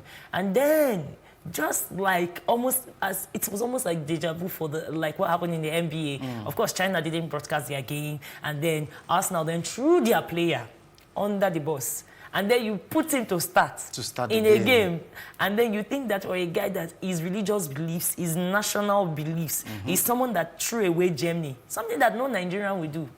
Think it now. I have dual citizenship, I'll then throw away Germany or one Yibo side. He threw it away just because he was true to his Turkish roots, and then you didn't support him. I feel like the roots of their problem started from all the extras they always carry from outside into the field, that's why they're never concentrating. They could have done a better job. In the second half, they showed that at least they could have done a better job, but good on De Bruyne. Good on De Bruyne. De Bruyne got the goals. He scored 2 goals in that one. Of course, it was part of what made Manchester City win that game yesterday by 3-0, and they had to put him up. They had to put that picture up so that the Arsenal fans can actually go sad. Well, good result for Man City, but they're still behind Liverpool on the table, talking about the English Premier League. We're looking forward to the next set of games that we played, and of course, Arsenal will be taking on Chelsea pretty soon, and of course, they'll be happy to end the year and look forward to the January transfer windows. Well, that's what you can take today on Plus Sports and Plus TV Africa. I hope you enjoyed the package today on the show. Thank you very much, Sue, for coming as usual. Thank you for having me over. I'm still waiting for my lollipop from the Father Christmas. Yeah, we'll send you to Father Christmas very soon so you can give your Christmas shout out to friends and family. I'm Udoka Njoku. Do enjoy the rest of your day.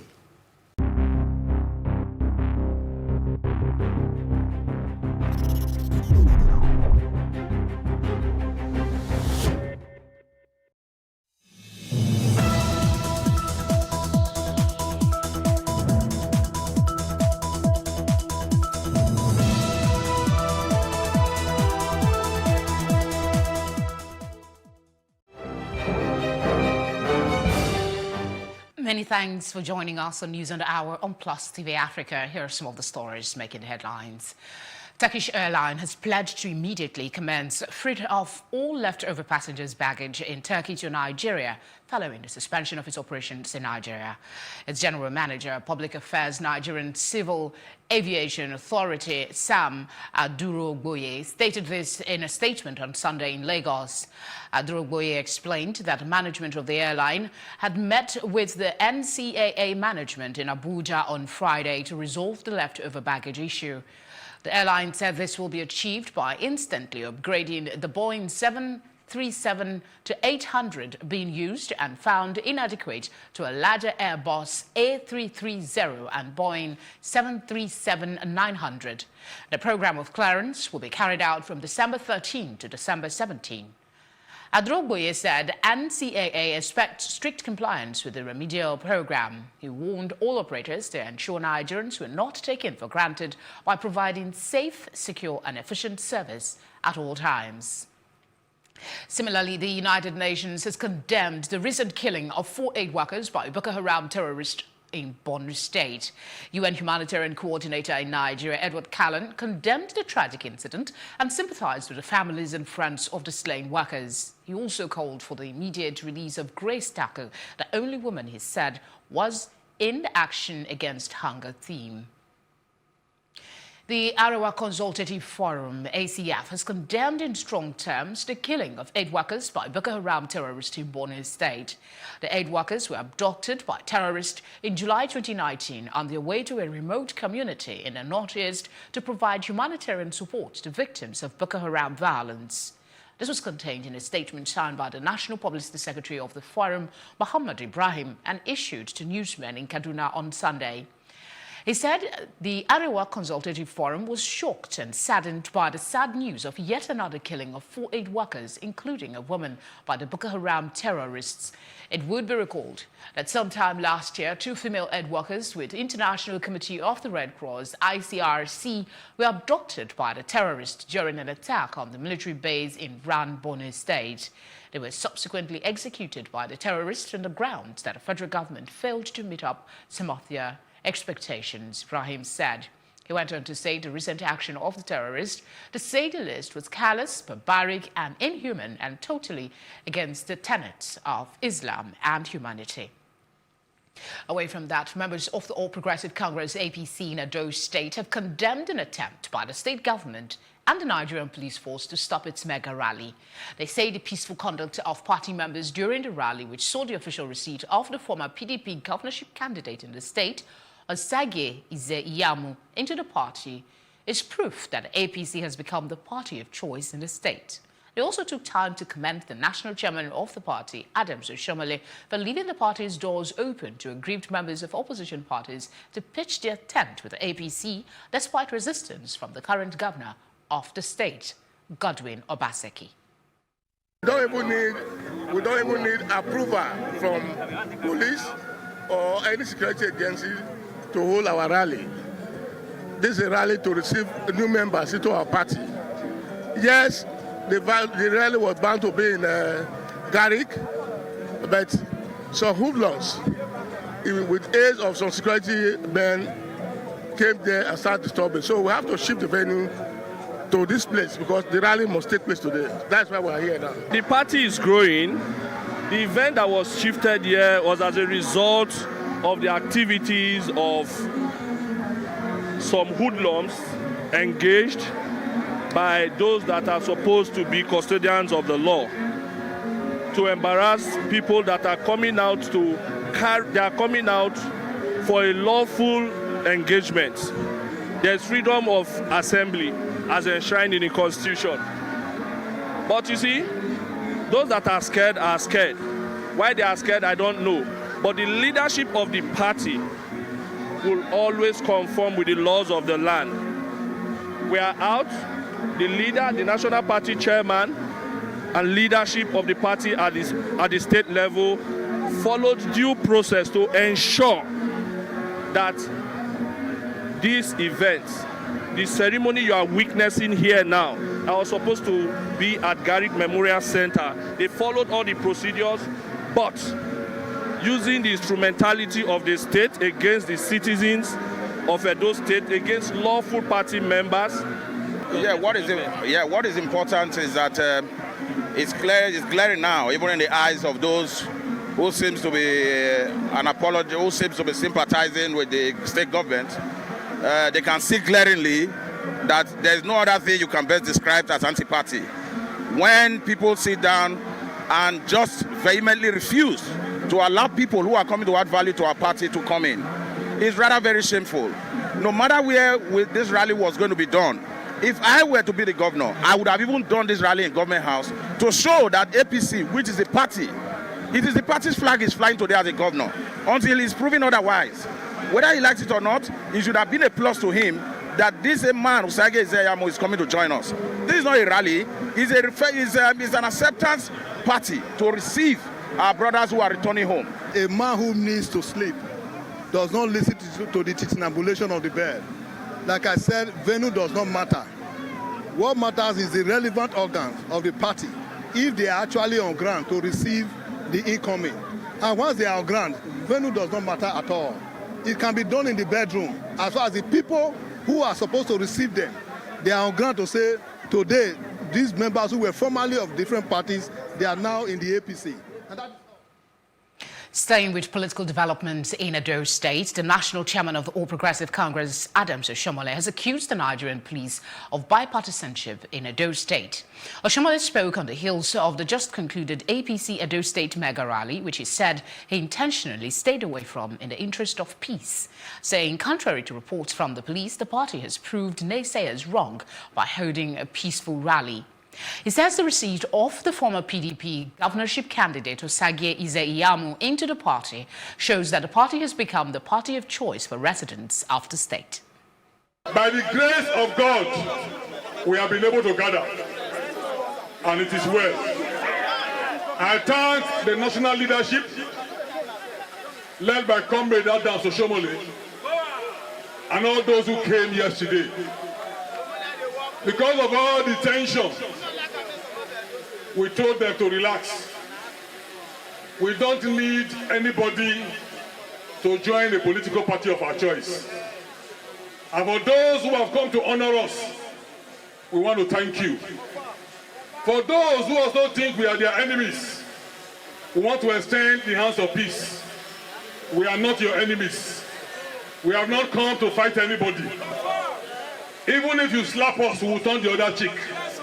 We have not come to fight. We have come to be your brothers. We have come to be your friends. And we beg you in the name of God, let peace reign. If there is peace in Edo, there will be development. If there is development, the government will do well. And if the government does well, APC will do well.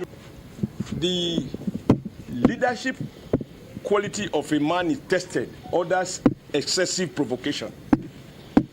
And if it was my old self, I will not only go there today, I will make such military speech that by now the battle line will be drawn. But as national chairman, I have to pay the price by abstaining from going there so that I deny the IG and the Edo Police Command any excuse to go and kill people and blame it on me. As you can see, in spite of the police, we had a good outing. I thank you for keeping faith, convey the truth. Whether the people you saw there are electoral asset to APC or they are electoral liability. And therefore, if anybody wishes to retain the governance of this state, whether he can possibly do so by locking out all those people. But we will sustain the path of peace. That is the only reason I opted not to go there today. I saw they already planned a story from Government House. Say I was under house arrest. I have under house arrest. I'm more than compensated by the fact that the rally took place. I'm sure you were there. You can see those numbers.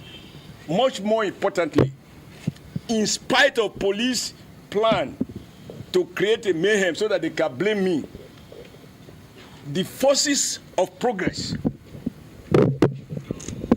ensured that nobody was hurt. Meanwhile, Special Advisor to the Edo State Governor on Media and Communication Strategy, Crusoe Sage, on Sunday urged the National Chairman of the All Progressive Congress, Adams Oshiomhole, to concentrate on winning elections by the performance of the party and not by relying on thugs and violence for electoral victory. In a statement in Benin, Osage said Oshiomhole was only trying to cover up his inordinate ambition to be the ultimate godfather in Edo State and absurd the will of the ordinary people of the state. He said even Oshiomhole's allegory of politics being like a forest with dangerous animals is a poor excuse to continue to perpetrate thuggery and to keep the collective patrimony under the control of a few greedy and violent people in the name of winning units and ward elections. Asagi added that Oshiomhole should instead support the stellar performance being displayed by Governor Godwin Obaseki in Edo State. That way, there will be no thuggery in the next election. Away from that, the Action Aid has called on federal lawmakers to prescribe the death penalty for corrupt persons instead of its proposed clause recommending same in the controversial hate speech bill. The country director of the Action Aid, Ene Obi, made this call in Abuja as a civil society organization joined other stakeholders on a walk against corruption, saying corruption has deprived many Nigerians of the basic needs of life. The over 2-kilometer walk commenced from the Barcelona Hotel in Abuja and ended at the Federal Secretariat complex. As Nigerians, we are tired of living without hospitals. As Nigerians, we are tired of living without good roads. As Nigerians, we are tired of living without transparent government. Today, we are here to join our voices to other members in the world who are sensitive to the issue of corruption.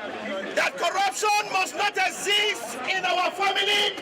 Corruption must not exist in our nation. Corruption must not exist in our churches. Corruption must not exist in our schools. Corruption must not exist in our parliament. And corruption must not exist in our executive. We are standing here today because many women are dying in our hospitals. They are dying in our homes because of the poor health care. We are standing here because so many young Nigerians are in the university facilities without allowances. We are standing here today because somebody is standing on the scholarships. We are standing here today because many years ago, even the colonial masters gave scholarship to build the human capital of Nigeria. Many Nigerians were given scholarship to go and study abroad so that we can better our economy.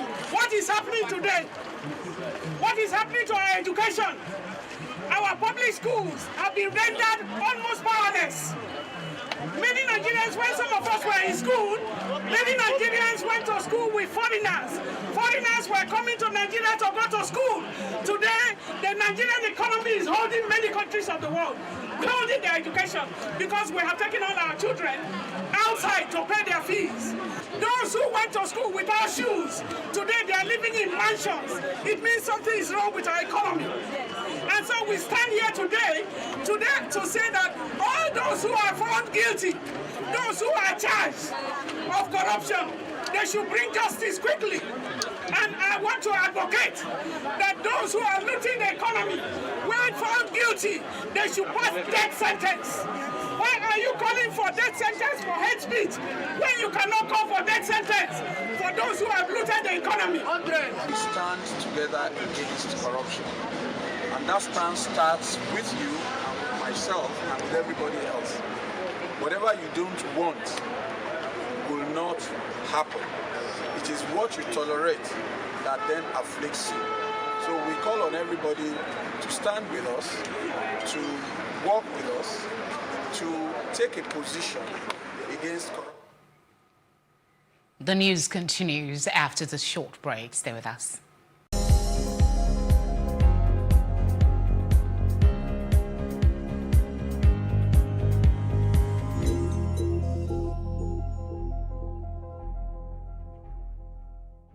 Zimbabwean authorities arrested the wife of Vice President Constantino Chiwenga on charges of money laundering, fraud and violating exchange control regulations, the country's Anti-Corruption Commission, ZAC, said on Sunday. Mary Mubawa was arrested on Saturday in the evening and will likely appear in court on Monday, ZAC spokesman said. He declined to give further details. Appointed by President Emmerson Mnangagwa this year, ZAC is under pressure to show that it can tackle high-level graft, which watchdog Transparency International estimates is costing the country $1 billion annually. Turkey moved closer to military support for Libya's internationally recognized government late on Saturday when a bilateral deal was sent to parliament that includes provisions for launching a quick reaction force if requested by Tripoli. Late last month, Ankara and Tripoli signed an expanded security and military accord and separately a memorandum on maritime boundaries that Greece said violates international law. While the maritime accord has been sent to the United Nations for approval, the military deal has been presented to Turkey's parliament. Parliament will enter it into force after approval, Foreign Minister said on Sunday. Up next is our foreign news.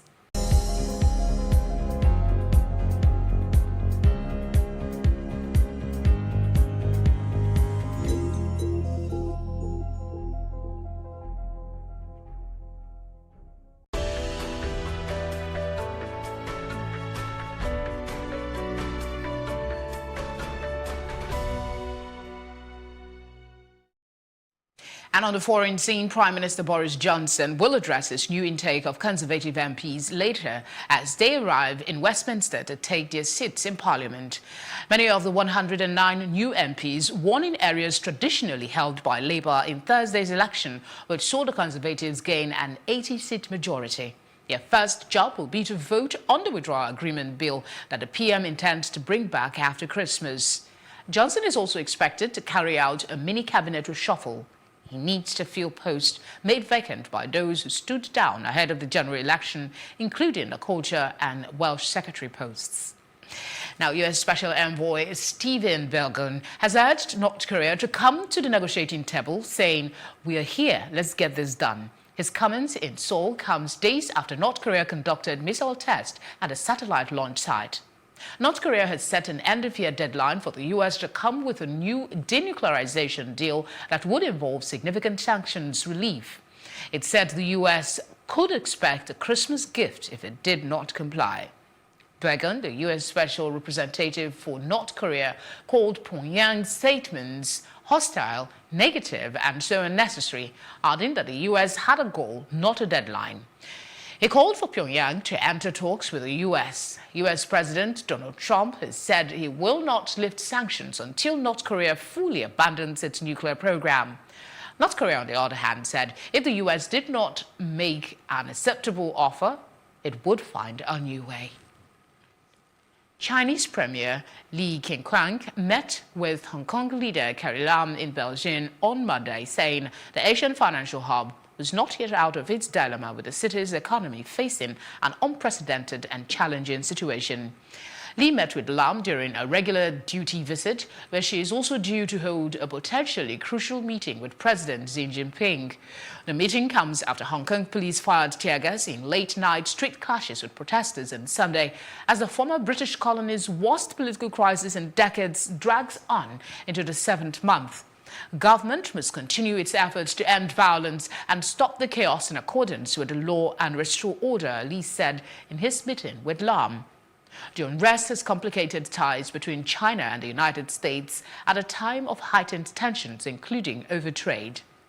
Lam's visit comes amid speculation in local media that talks with Xi could yield fresh directives on city's political crisis, including a possible cabinet reshuffle. Coming up next is our business news.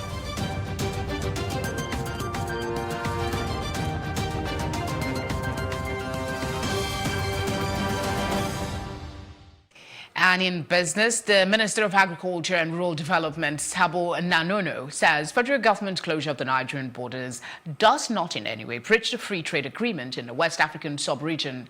According to Nanono, the measure was meant to protect the country and its citizens from the nefarious activities which take place at the borders.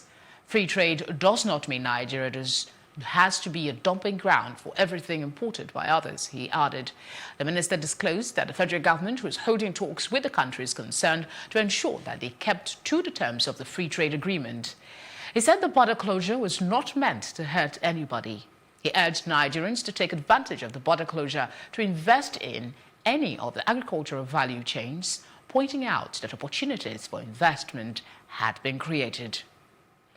The Nigerian National Petroleum Corporation, NNPC, said it made 5.2 billion trading surplus for the month of August, reflecting an increase of 22% compared with 4.26 billion surplus posted in July. The corporation disclosed this in its monthly financial and operations report, MFOR, for the month of August, released in Abuja on Sunday. It attributed the appreciable increase of 22% within the period under review to largely the improved surplus posted by the Nigerian Petroleum Development Company, NPDC. It explained that the percentage increase in the performance of the company evened out with the decline in the performance of the Nigerian Gas Company in relation to July figures. It added that the increased surplus posted by Duke Oil and the reduced deficit by the Nigerian Pipelines and Storage Company equally boosted the figures for the month, according to the report. Still ahead on Plus TV African News is our roundup on entertainment and sports. We're back in a moment. Stay with us.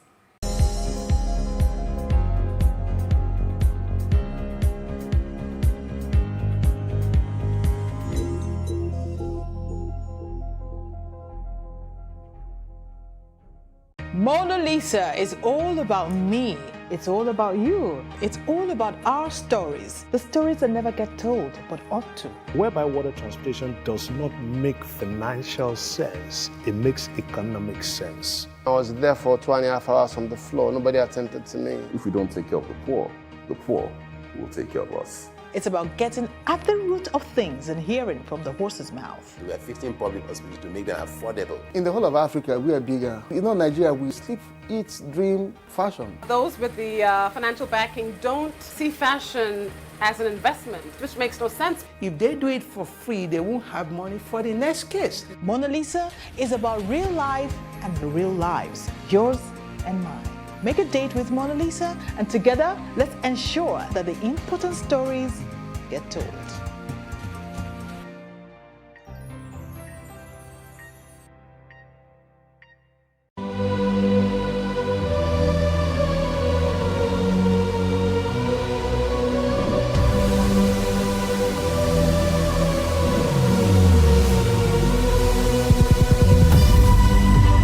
we do not understand, we will stigmatize. What you can see is the remaining of the tanker that exploded. The suspect equally confessed.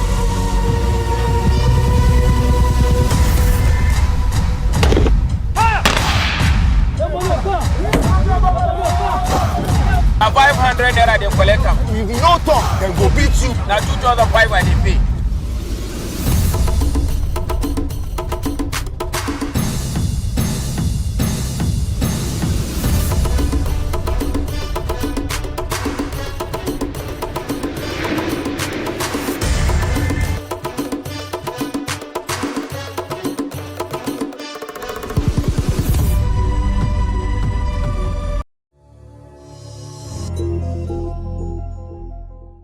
And in the entertainment world, 23-year-old Jamaican Toni Ann Singh was crowned Miss World 2019 on Saturday and said she wanted to use her title to work for sustainable change for women and their children.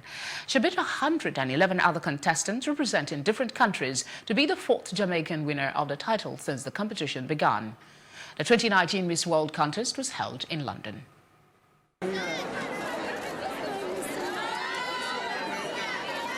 It's okay to celebrate things like beauty and attributes like strength and those things, but this is so much more. The relationships I've made, the things that I've learned, the work that I know that needs to be done because these women came and showed their beauty with a purpose, that has made the world of difference in my life. I'm a changed woman after this experience, so there's no way I could chalk it up to just being about beauty because that's the last on the list, honestly. I don't know. We're going to pray first and thank God, and then we're going to eat lots of cake. And in sports, 2 fine goals and an assist for Kevin De Bruyne inspired Manchester City to a 3-0 win over an awful Arsenal in the Premier League on Super Sunday. The Belgian midfielder scored 2 high-quality goals and provided an assist for Raheem Sterling in a one-sided victory for City. De Bruyne put City ahead with a brilliantly controlled, rebounded half volley before squaring for Raheem Sterling to double their lead. Meanwhile, remain 14 points behind leaders Liverpool after this win, which was a classic reminder of the quality the reigning Premier League champions possesses. And that's our news roundup of events at this hour. For more news updates, please follow us at Plus TV Africa on Facebook, Twitter, and Instagram. You can also find us on YouTube. That's also at Plus TV Africa. We'll be back later with more stories making the headlines, so please join us again. Thank you for your time.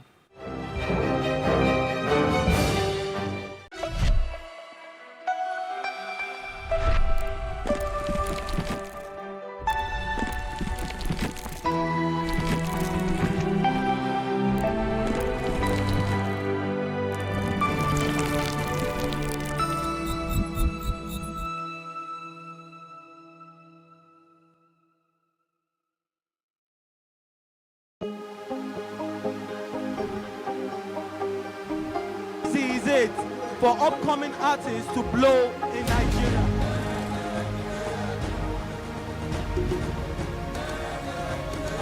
Welcome to Plus Trending. I am Booking November, your host, saying thank you for joining us on today's episode. Welcome back. It's tea time on Plus TV Africa. Practice makes perfect. I'm not perfect yet, but I'm a lot better than I used to be. He's a king. He's entitled to marry 100 if he wants to.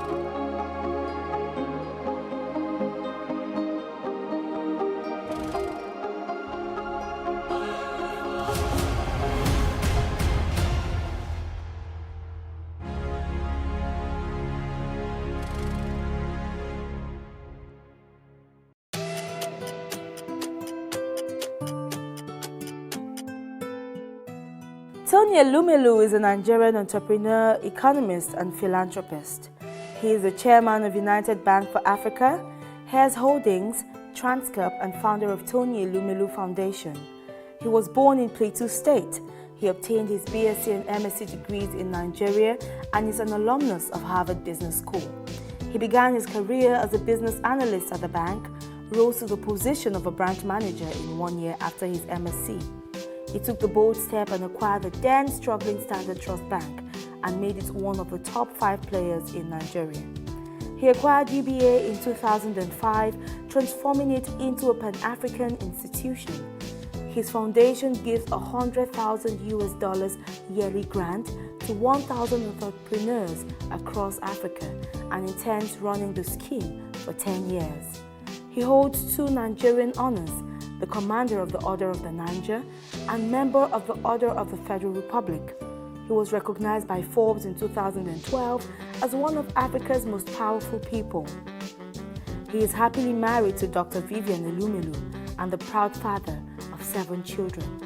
Tony never compromises when it is time to have fun and to exercise. And this is the Mogul in 90 seconds.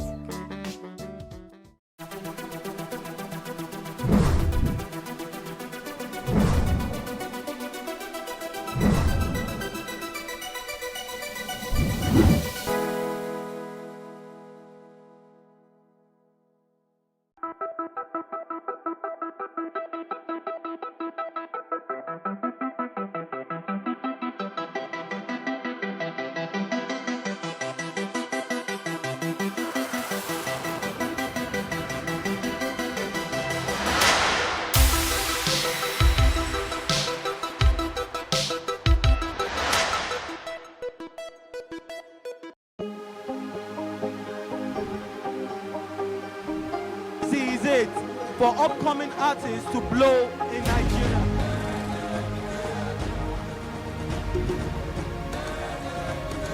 Welcome to Plus Trending.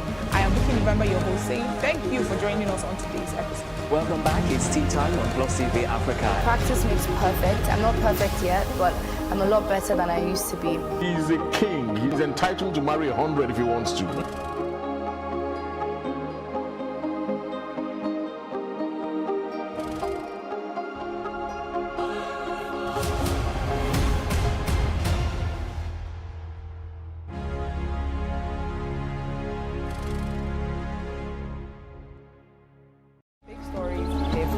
Hear the stories making the headlines. The Pentecostal Fellowship of Nigeria.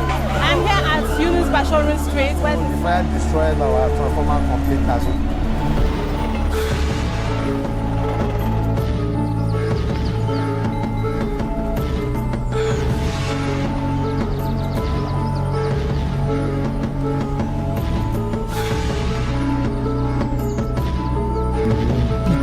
The lowest level you can.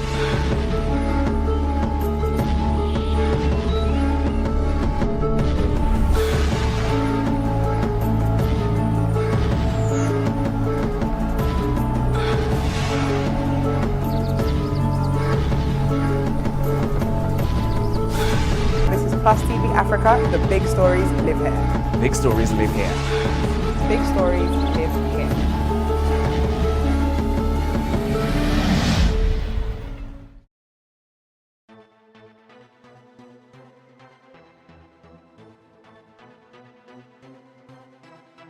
In recent times, getting employment is a major testimony.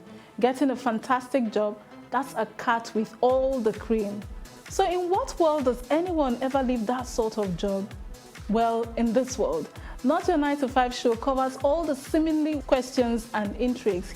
I can't work for anybody.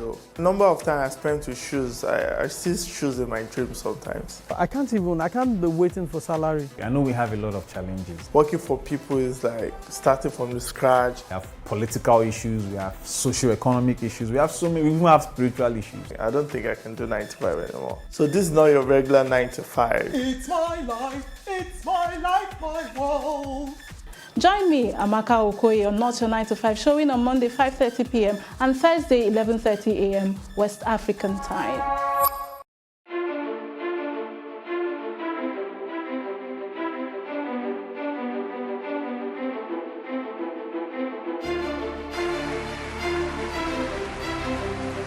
This Medan has been directed to empower 1,000 persons with disabilities in each state in the next 12 months. We now start hearing the shoot of guns. Whatever I've done. Every public policy has winners and losers, and some will not be very happy with you, while others, usually the silent majority, will be quite happy.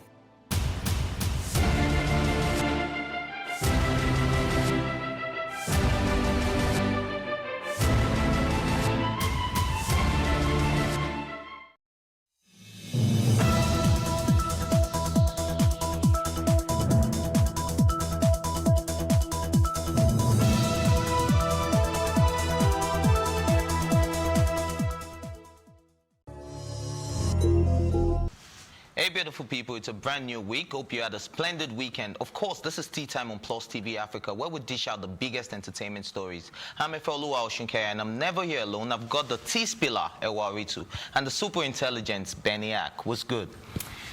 Hey! How was your weekend? Fantastic. How and was you, yours? Benny? Super intelligent. You just like to give yourself up. Can you just take your compliment and walk away? How you come up with all of this, man? Like, super intelligent? Oh, you don't think you're super intelligent? I think I'm intelligent. Super, I don't think so. I'm intelligent. Okay, now you're trying to be modest. It's okay to be modest. It's okay, it's okay. Okay, so how was your weekend? It was a blend of so many things.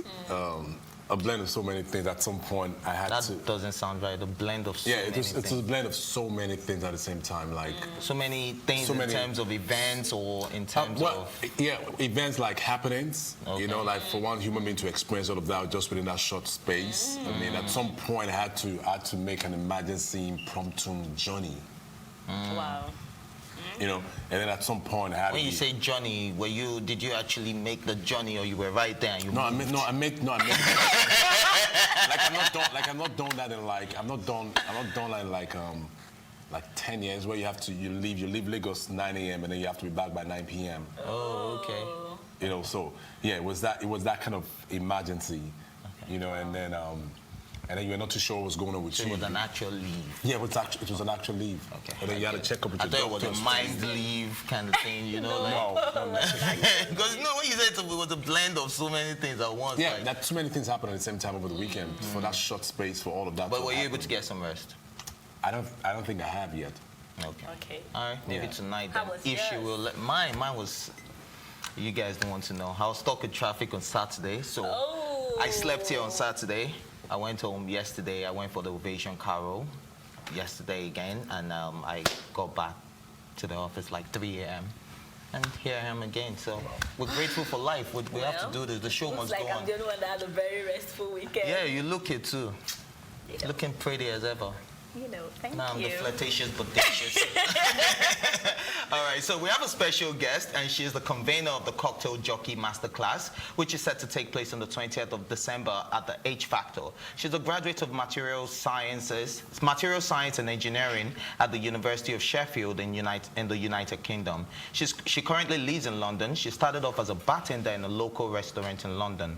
The Cocktail Jockey has gained experience and knowledge on the bartending culture after working in the industry for about a year. She's a bar-trained mixologist who has invested in showing off the beauty and creativity behind bartending to the world. She started off from summer barbecues to birthday parties and even private dining experience.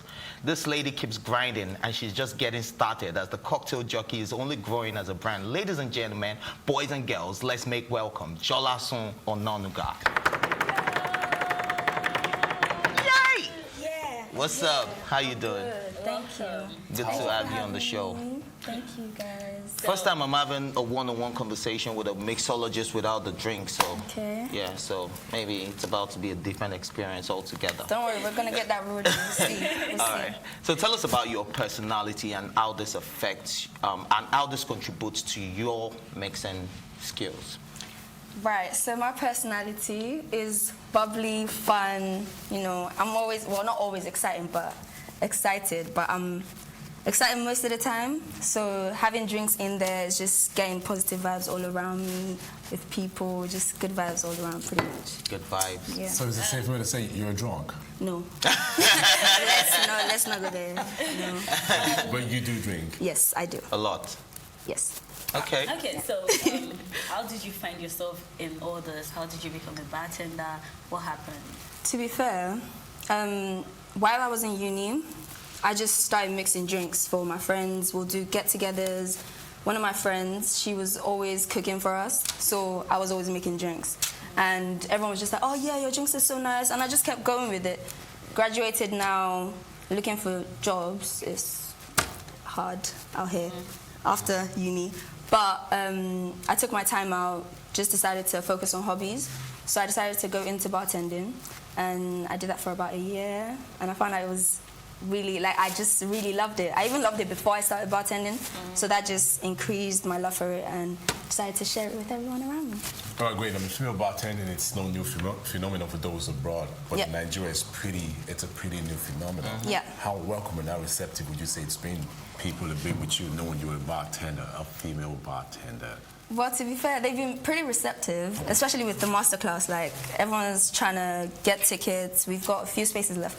But it's really niche here. Yeah. So I'm trying to just bring it more out there, let everyone know more about it. You should be like amongst the foremost female bartenders we have right now in Nigeria. Really? I'm not so... Let's not say official. No, I'm not saying you're the only one. Yeah, there could be like a couple. Yeah. There's not a handful of you. I know a few. Okay. There's someone who does the Lagos Margarita Fest in Muri Okunola Park. She done one in November, and it was really big. But she's my mentor, pretty much. Where do you mix? Where do I mix? What do you mean? Like, do you have a spot, a bar, a lounge where you? No. I'm gonna work on that. That's part of the grind. I'm looking towards it, but yeah. Okay, so tell us what makes a good bartender. Charisma, man. You just have to have that energy. You need to get people to like you, like what you're doing, get people interested, just get people really very inviting. Do I need to acquire any skill? Is there any educational requirement for me to be a good mixologist? Not necessarily. It's just practice. But to be certified, it gives you that much more of a level because there's so many. Definitely, I am still looking into going to bartending. It's tough.